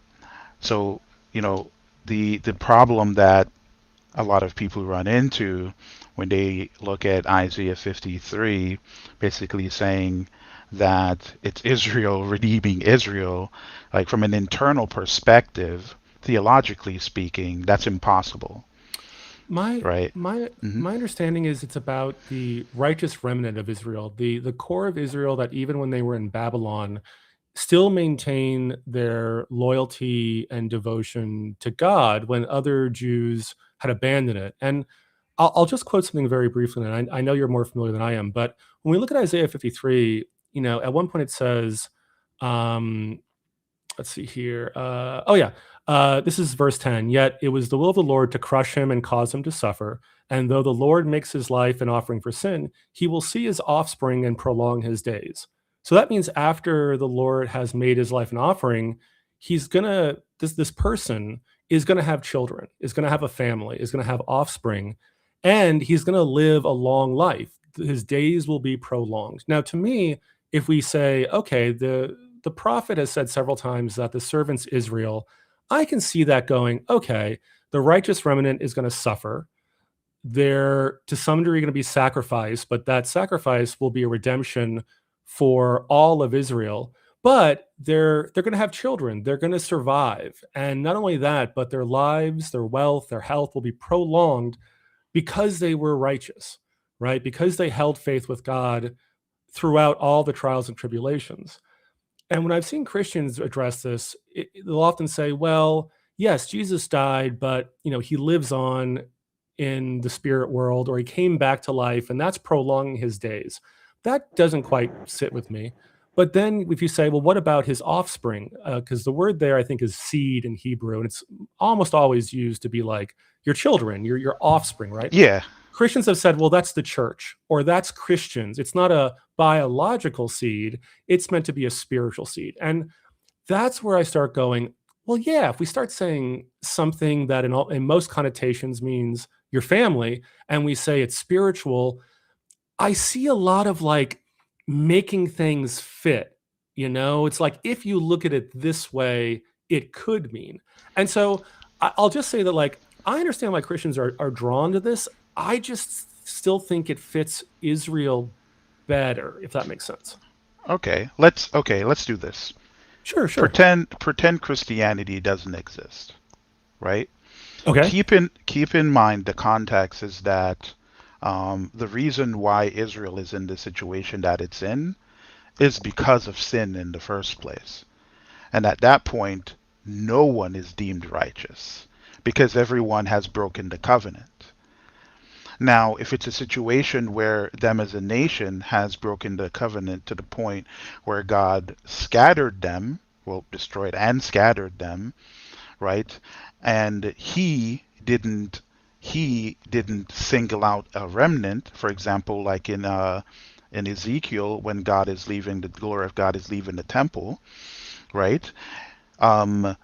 When he was destroying all of those evil people, right? He asked the man in linen, which is a Christophany, depending on how you want to look at it, to go and put the mark, which is kind of like a cross, on the righteous remnants' foreheads. And so if it's a situation where the writer wants to mention the righteous remnant, he would have used the terms that would be associated with the righteous remnant. But again, you go back in a situation where you have to look at the covenant relationship, right? There's a situation where God wants to, redemption doesn't necessarily just mean him bringing them back into the land. Redemption means a bringing them back into the fold, if that makes any sense. It does, right? But I don't think it means, though, this idea of redemption, it doesn't mean that there's never going to be sinful members of this group, because I think if you look at, I think it's, Sure. is it Ezekiel, like, even when God comes to earth, there are still going to be sacrifices for sin, even when God dwells among the peoples. So there was never a sense that whatever the righteous remnant or whatever the people or nation of Israel were doing, there would always be an element of sin present in the world, even when God dwelled among them. So, so when we talk about like redemption or atonement, it's never a sense of like something has to happen so that atonement's no longer necessary. Well, the problem with that particular position, right, is that you're conflating two different things. You're looking at it from the perspective of atonement in a physical sense, right? Or redemption in a physical sense, where he'll bring them back. And yeah, people will sin, and but God looks at it from a corporate perspective. And there are times when, from a corporate perspective, right, no one is redeemable. And so therefore, right, he has to set up a circumstance that would allow for some kind of redemption. Now, I would agree with you that there is a righteous remnant, right? Because if one didn't exist, that they wouldn't be brought back into the land to rebuild a second temple, Mm-hmm. right? So there is a righteous remnant, but you can look at the role at the righteous remnant in terms of what they did. Now, if you look at the perspective of a singular person kind of redeeming everyone, when it talks about offspring, for example, it's used in the same way of Abraham having offspring that is, numbering of the stars, him being called father. For example, it's a title that is assigned to a patriarch, right? Because of his significance, right? And you don't assign those things, especially again going back to the high and lofty thing. You don't assign those to a righteous remnant. You can only assign those to someone who's to a deity, like culturally Well, speaking. but you said Hmm. Jacob could do it. Jacob wasn't a deity, or Abraham wasn't a deity, and they assigned No, it no, to him, right? no, no, no. Being high and lofty. Oh, sorry. I thought you meant just the use of the word offspring. Sorry. Please continue. Yeah, yeah, yeah. I was just saying the high and lofty title, that's only for God, and it would make sense why um why it would be God to redeem the people. Why? Because he's made clear that only he can redeem them. So you run into a situation now where, okay, how is God going to redeem the people? And throughout Isaiah, right, in let's say Isaiah, same way in Isaiah 52, right, like, he will make his soul a sin offering, for example. The Lord has laid, um, um, the Lord has laid on him the iniquity of all. Basically, he's laying all of the sin on that one person, right? When it comes to the Day of Atonement, right, all of the sin would be laid on one animal, right? So you see that, and then you see that he was wounded for transgressions and chastened for peace. I think it says. Um, so, and if you look at the way how Isaiah was talking about this specific circumstance, he is talking about a individual, because only an individual of a specific type of existence would be able to do those things, especially the sinless part, right? I, I'm looking for where you mean sinless, because I was looking at 52 in the suffering servant, and it seems like he was going to be disfigured, and I don't think Jesus was, but I'm No, trying he, to. Yeah, yeah, it just says that he's not gonna he's gonna like a normal dude basically, like yeah, he's not they're gonna. like yeah, like Yeah, yeah. his appearance was so disfigured beyond that of any human being. Now, listen, Jesus apparently was not that disfigured, No. and his form was marred beyond. Like for me, this is language that I'm like, I get if it's Israel because Israel has been so beat down by the nations, but I gotta be like, listen, I've seen the pictures of Jesus, even the white ones with the golden hair. You're like, this man did not come from Palestine, y'all. So, but yeah, I get what you're saying. I just one thing that was fascinating to me, and I don't want to derail it. I will just say outright, this is not a refutation of your point, but I was learning more about theophoric names in the Bible and how this idea of like applying the names of God to humans, similar to how the Egyptians, like for a long time, uh, people thought that when the Egyptian rulers, the pharaohs, had these names of the gods worked into their title, that they thought they were divine, and then they realized no, it's part of a naming process, like an enthronement symbology or an enthronement ritual, where you give God names to people, but it's never assumed they are God. So when you talk about the Most High, what I'll say is I give a lot of leeway for how this is used because I don't know the culture well enough. And I see examples of names that are normally reserved for God applied to mortals or groups sometimes. And I just don't know enough to know if that was something that was allowed under certain circumstances sometimes, you know? So I'm on the fence about that. And I'll just acknowledge again, I'm not saying this is a refutation of your point. I'm just saying I've got to look more into this. No, that's perfectly fine. DC, do you want to say anything? I know we've been going for a while. Yeah, no, you guys had great discussion, so I didn't want to interrupt because it was going well on both sides. So, but yeah, it's if one of the things I learned is if you get too focused in on one thing without the full context, kind of like what you're saying, I don't know the full, the full thing, is that sometimes we can get bogged down into something. So, if you step back, and like I said, I'm going to reveal more. I wish I could say more now, but I don't want to give my cards.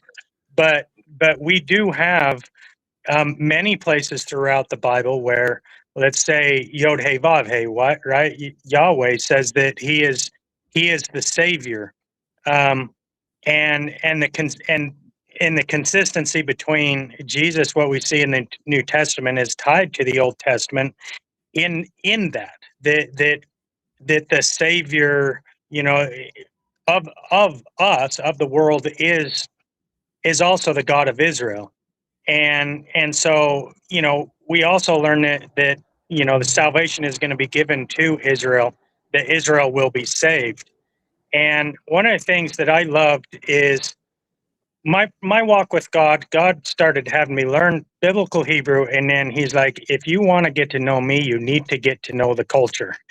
And so He started having me watch a lot of Jewish rabbis that don't believe that Jesus is the Messiah, and even people like Rabbi Tova Singer, which you've probably heard about or seen stuff with him, right? And so, Man is I a snake. yeah, but what I realized is when you watch guys like Tova Singer, Rabbi Tova Singer, is that this blindness is put on them that no matter what evidence you put in front of them, that they don't see it. They can't see it. Like God has forbidden these people to see it. And I've also noticed, and that's another thing I can't bring up, is I've also noticed that with the church in many ways, that God has blinded the church in certain ways so that they wouldn't see the fullness of what God is hidden. We have it in the scriptures where, like in the book of Daniel, where it says that there's things that are going to be sealed up until the last days, and then knowledge is going to be released.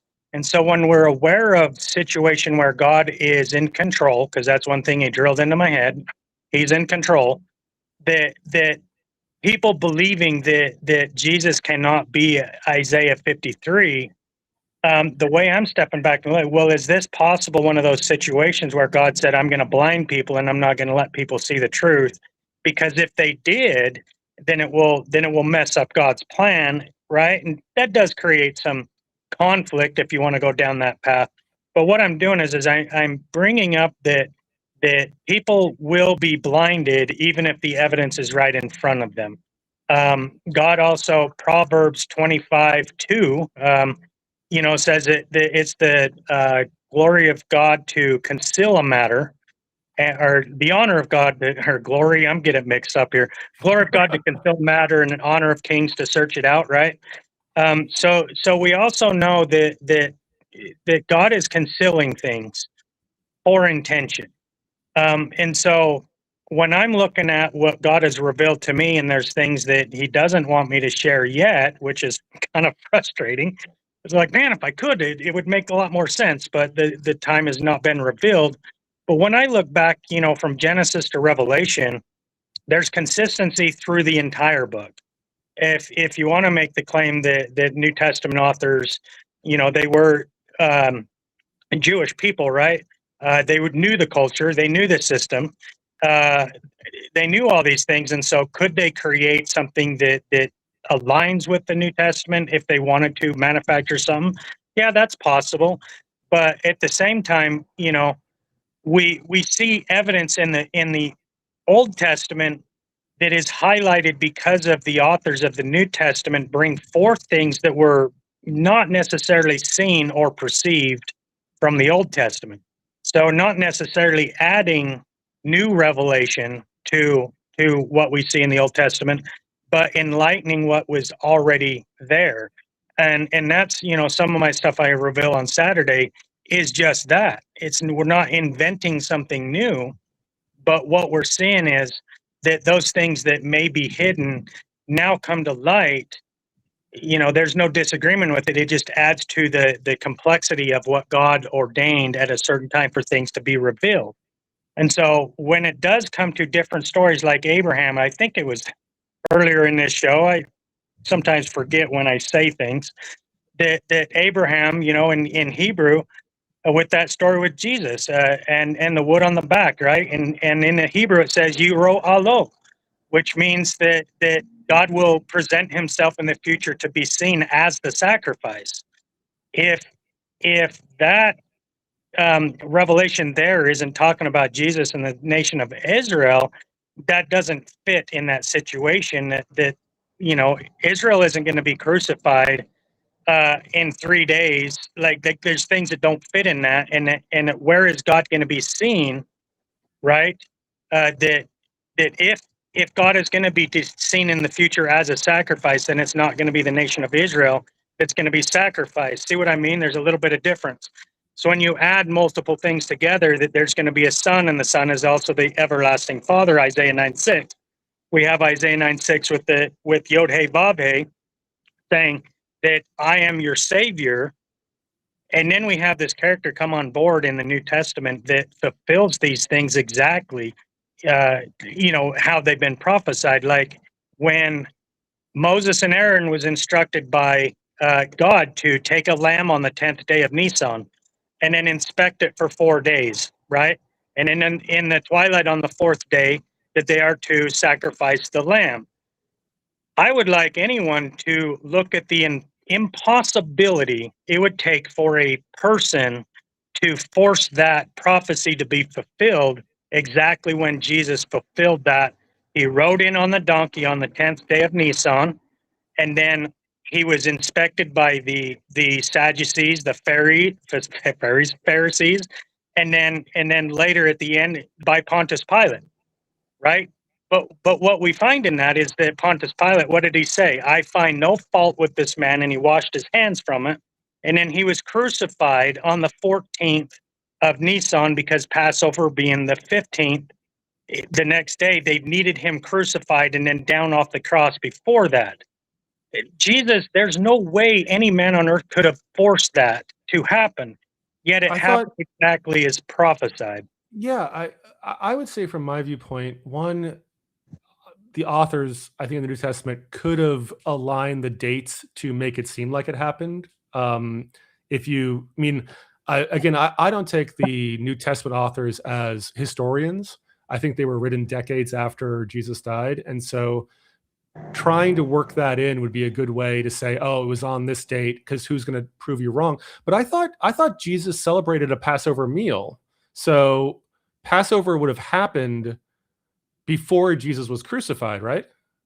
Well, he had the Passover right the morning before, and I may have kind of confused myself when I said that, because Passover, it's kind of confusing, because you've got the Feast of Weeks that starts on the 15th day of Nisan, but Passover is the 14th day of Nisan, which is the same day, again another prophecy, when the Lord told the Israelites to put the blood on the doorposts, so that overnight that the angel passing over would pass by those that had the blood on the wood, right? And that would have been the 14th of Nisan when they put that blood on the door, which is again another prophecy that the blood being put on the doorpost, which is the wood, right? A exact fit of Christ being put on the cross, that the blood being spilt on the cross is through salvation, and then the land That's a little bit of a stretch for me, to be honest. That's a little bit of a stretch for me. But and why would that be? I think if you look at the Passover, it was to avoid having the angel kill your firstborn or kill you, and saying that because Jesus bled on a cross, it was similar to that. I start going, is it really? Like, those are two very different things. One was an act of retribution against people, and one was an act of crucifixion. I don't know if tying those together, because the doorway may have been made of wood and the cross was made of wood, starts to, for me at least, go, okay, what's the standard for when we say something's a prophecy or not? Like, what is the metric to go, these things are correlated, or are they not?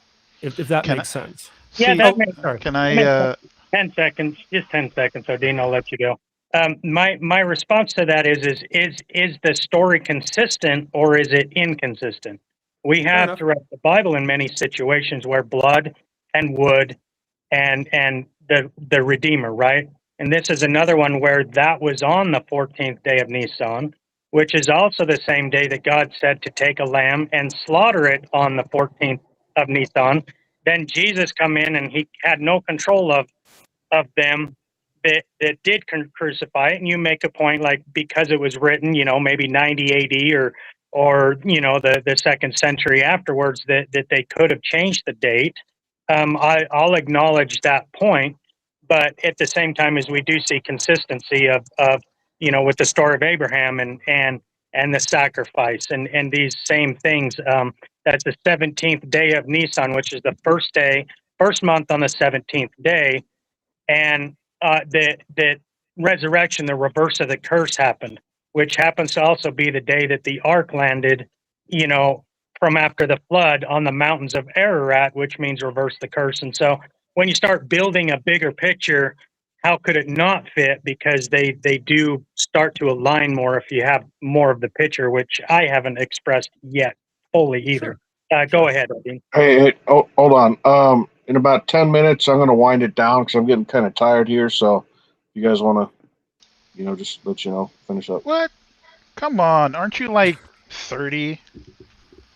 No, I'm old and fat. Hey, as someone who's old and fat, I stand with you, my friend. Yeah. I can say I have become a well-rounded individual. Just throwing that out there. Yeah, Batman, please go ahead. That's good. And I'd love to come back one day and talk about some of the Bible verses. More than welcome, anytime. Yes, that I see very human writing, but Batman, please go ahead. Yeah, no problem. First of all, thank you guys for having me. I was waiting a little bit, but I did enjoy the wait. If I'm being honest, one of the things that we don't necessarily talk about a lot is that a lot of prophecies sometimes they are conditional, right? And you'll see there's a few examples where God himself, for example, in Deuteronomy, right, he says, if you do this, then this, or you see what I'm saying? So there are some prophecies that are conditional in nature, and there destruction of Nineveh from Jonah, but they repented, so they weren't destroyed. Yeah. Mm-hmm. And I guess for some Christians, there might be theological problems with that. I don't have the type of baggage they have, right? But just kind of looking at the scripture for what it says, right? There are some prophecies that are conditional, and there are some prophecies that are kind of dual in nature. You brought up the prophecy against the king of Tyre, mm-hmm. right? From an internal perspective, that's a prophecy also to the devil, right? From an internal perspective. And so what I try not to do sometimes is that I try to be fair in terms of what is considered fulfilled and what is not fulfilled. and what might be conditional and what might not be conditional. I think that's very important to look at. And unfortunately, not a lot of people, kind of take that approach. But I think the uniqueness of Judaism in that um, the God wants his people to depend on him to take care of them. And so you kind of see that consistency throughout the Old Testament where, for example, he's calling people to fear the Lord, which is not to be afraid. It's all about trusting his wisdom, right? And listening to him and following his commands. And he gives those for the betterment of them, ultimately, right? But you see them kind of like do the opposite. And so he describes himself as the ever faithful, loving husband, right, who is just going to be always faithful to his promise. And his promise of redemption, right, is something that no human could fulfill. It's the reason why the way how he cut the covenant with Abraham, right? I think it's in Genesis chapter 15, right? He put Abraham to sleep, and he went through the split bodies, and he prophesied what is, what he's going to do, and he tells Abraham what he's going to do for him, right? Because he knows that Abraham doesn't have the physical capabilities of keeping his side of the promise. So it's basically a one-way covenant. Plus, cutting covenants back then involved a curse if you break, if you can't fulfill your end of it, right? So with that in mind, I think I don't think it's good to read Isaiah 53, for example, in a vacuum. I think I agree. it's best to, because the whole book is about redemption of Israel. It's about how the redemption takes place, and there's a system that's available for redemption, and there's a atonement process that that the God himself who assigned that to the people decide that he's going to engage in order to redeem the people ultimately. Yeah, and I think where I would disagree is I think there is a redemption, but I think it's a political military redemption. I don't think it's an atonement, but I know that's where we disagree. And so maybe we can get into that, later at some point. But I do agree, like reading in context is good because you never just want to take a verse by itself because the author never intended you to take a verse by itself. And the authors are usually far more clever and nuanced than people give them credit for. I will say I'd love to come back and talk about Ezekiel and the prophecy against Tyre, because I do think we can look at an example of a man-made prophecy, but it's not a case of like conditional. But I think we would save that for another day. I think it is winding down right now, and I want to say thank you all. You've all been extremely polite and generous. And again, I don't think anything I brought up would challenge anyone's faith. It's just a different viewpoint, but I appreciate the discussion. Now, I want to say that I really appreciate you joining us because, like I said earlier, I don't want to be locked in an echo chamber, and I love being challenged. And I love, especially someone like you that knows the scriptures really well, but also doesn't believe in God. And those challenges can influence us on do we have something right or wrong. One of the things, just for 30 seconds to bring up, is when I come out of Mormonism and I learned about Deutero Isaiah, and that was written 200 years after, from what is it, chapter 33, I think. After that is Deutero Isaiah, and we find in the Book of Mormon where Joseph Smith placed chapters after Isaiah 33 into the Book of Mormon, and I found it fascinating that if that is true, that would mean that when Lehi left Jerusalem 600 BC with the writings of Isaiah, right? That how did those end up in the Book of Mormon if they weren't written at the time of Isaiah until 200 years after he left. And so, like this, is it true that that was written 200 years later, or is it not? Because I don't want to be out here saying, oh, Joseph Smith plagiarized Isaiah that didn't exist at the time Lehi left, if that is wrong. But it also adds that if it was true that Deuteronomy or Isaiah was written 200 years after Isaiah to be in 400 BC, it adds truth and validity to it. So I just want to say I appreciate you coming on here, and I hope to see you more time. I love the challenge. I love things that people bring up that they have issues with. I don't care to have people always agreeing with me. It's the disagreement that may be able to correct us on something that is, maybe wrong that we're saying. So I just want to say thanks for coming on, and thanks for everybody else. Yeah, thank you all so much. Yeah, you're welcome to come by anytime, man. If you have a specific topic or a debate you want to discuss, just get with one of our moderators. We can set something up for you personally if you'd like, or jump in. We always do these open panels throughout the week.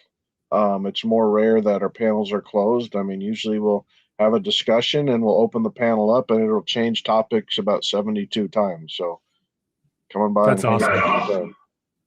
Yeah, we'll do. All right, I'm gonna get some dinner, but a little more dinner. But yeah, have a good night, all. Thank you so much. Yeah, you're welcome. All right, good night. PC.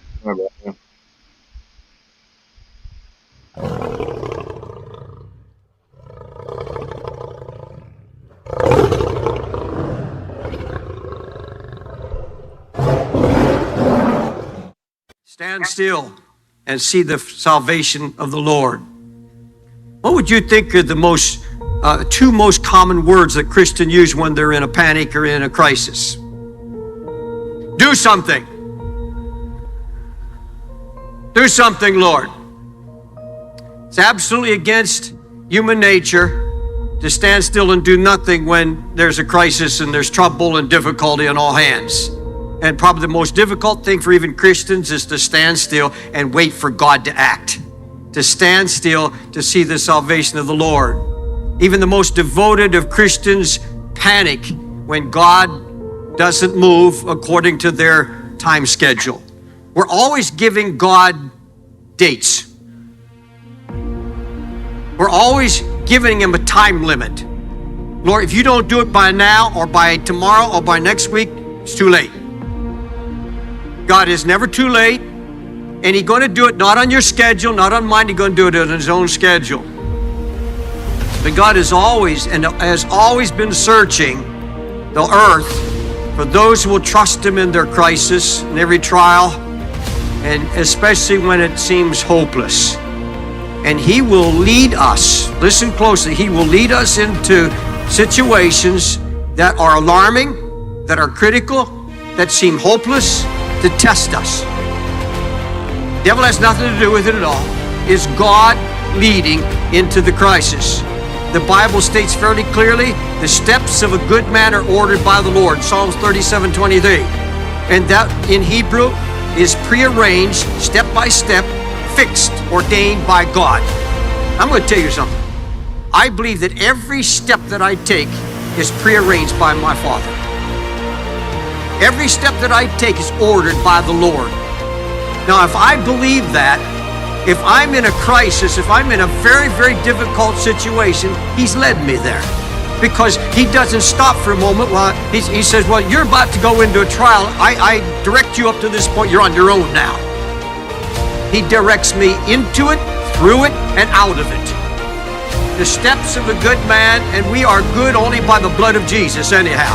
There's no goodness in us. A good man made righteous through the blood of Jesus Christ is her steps ordered by the Lord. God's word is filled with examples of this. And by the way, it's hard to accept. Think about it for a minute. It's very, very hard to accept this concept that the most difficult, critical times in your life have been prearranged by the Lord. That they are his doing. And folks, when you begin to see that and accept it and understand it, then you're halfway through your problem.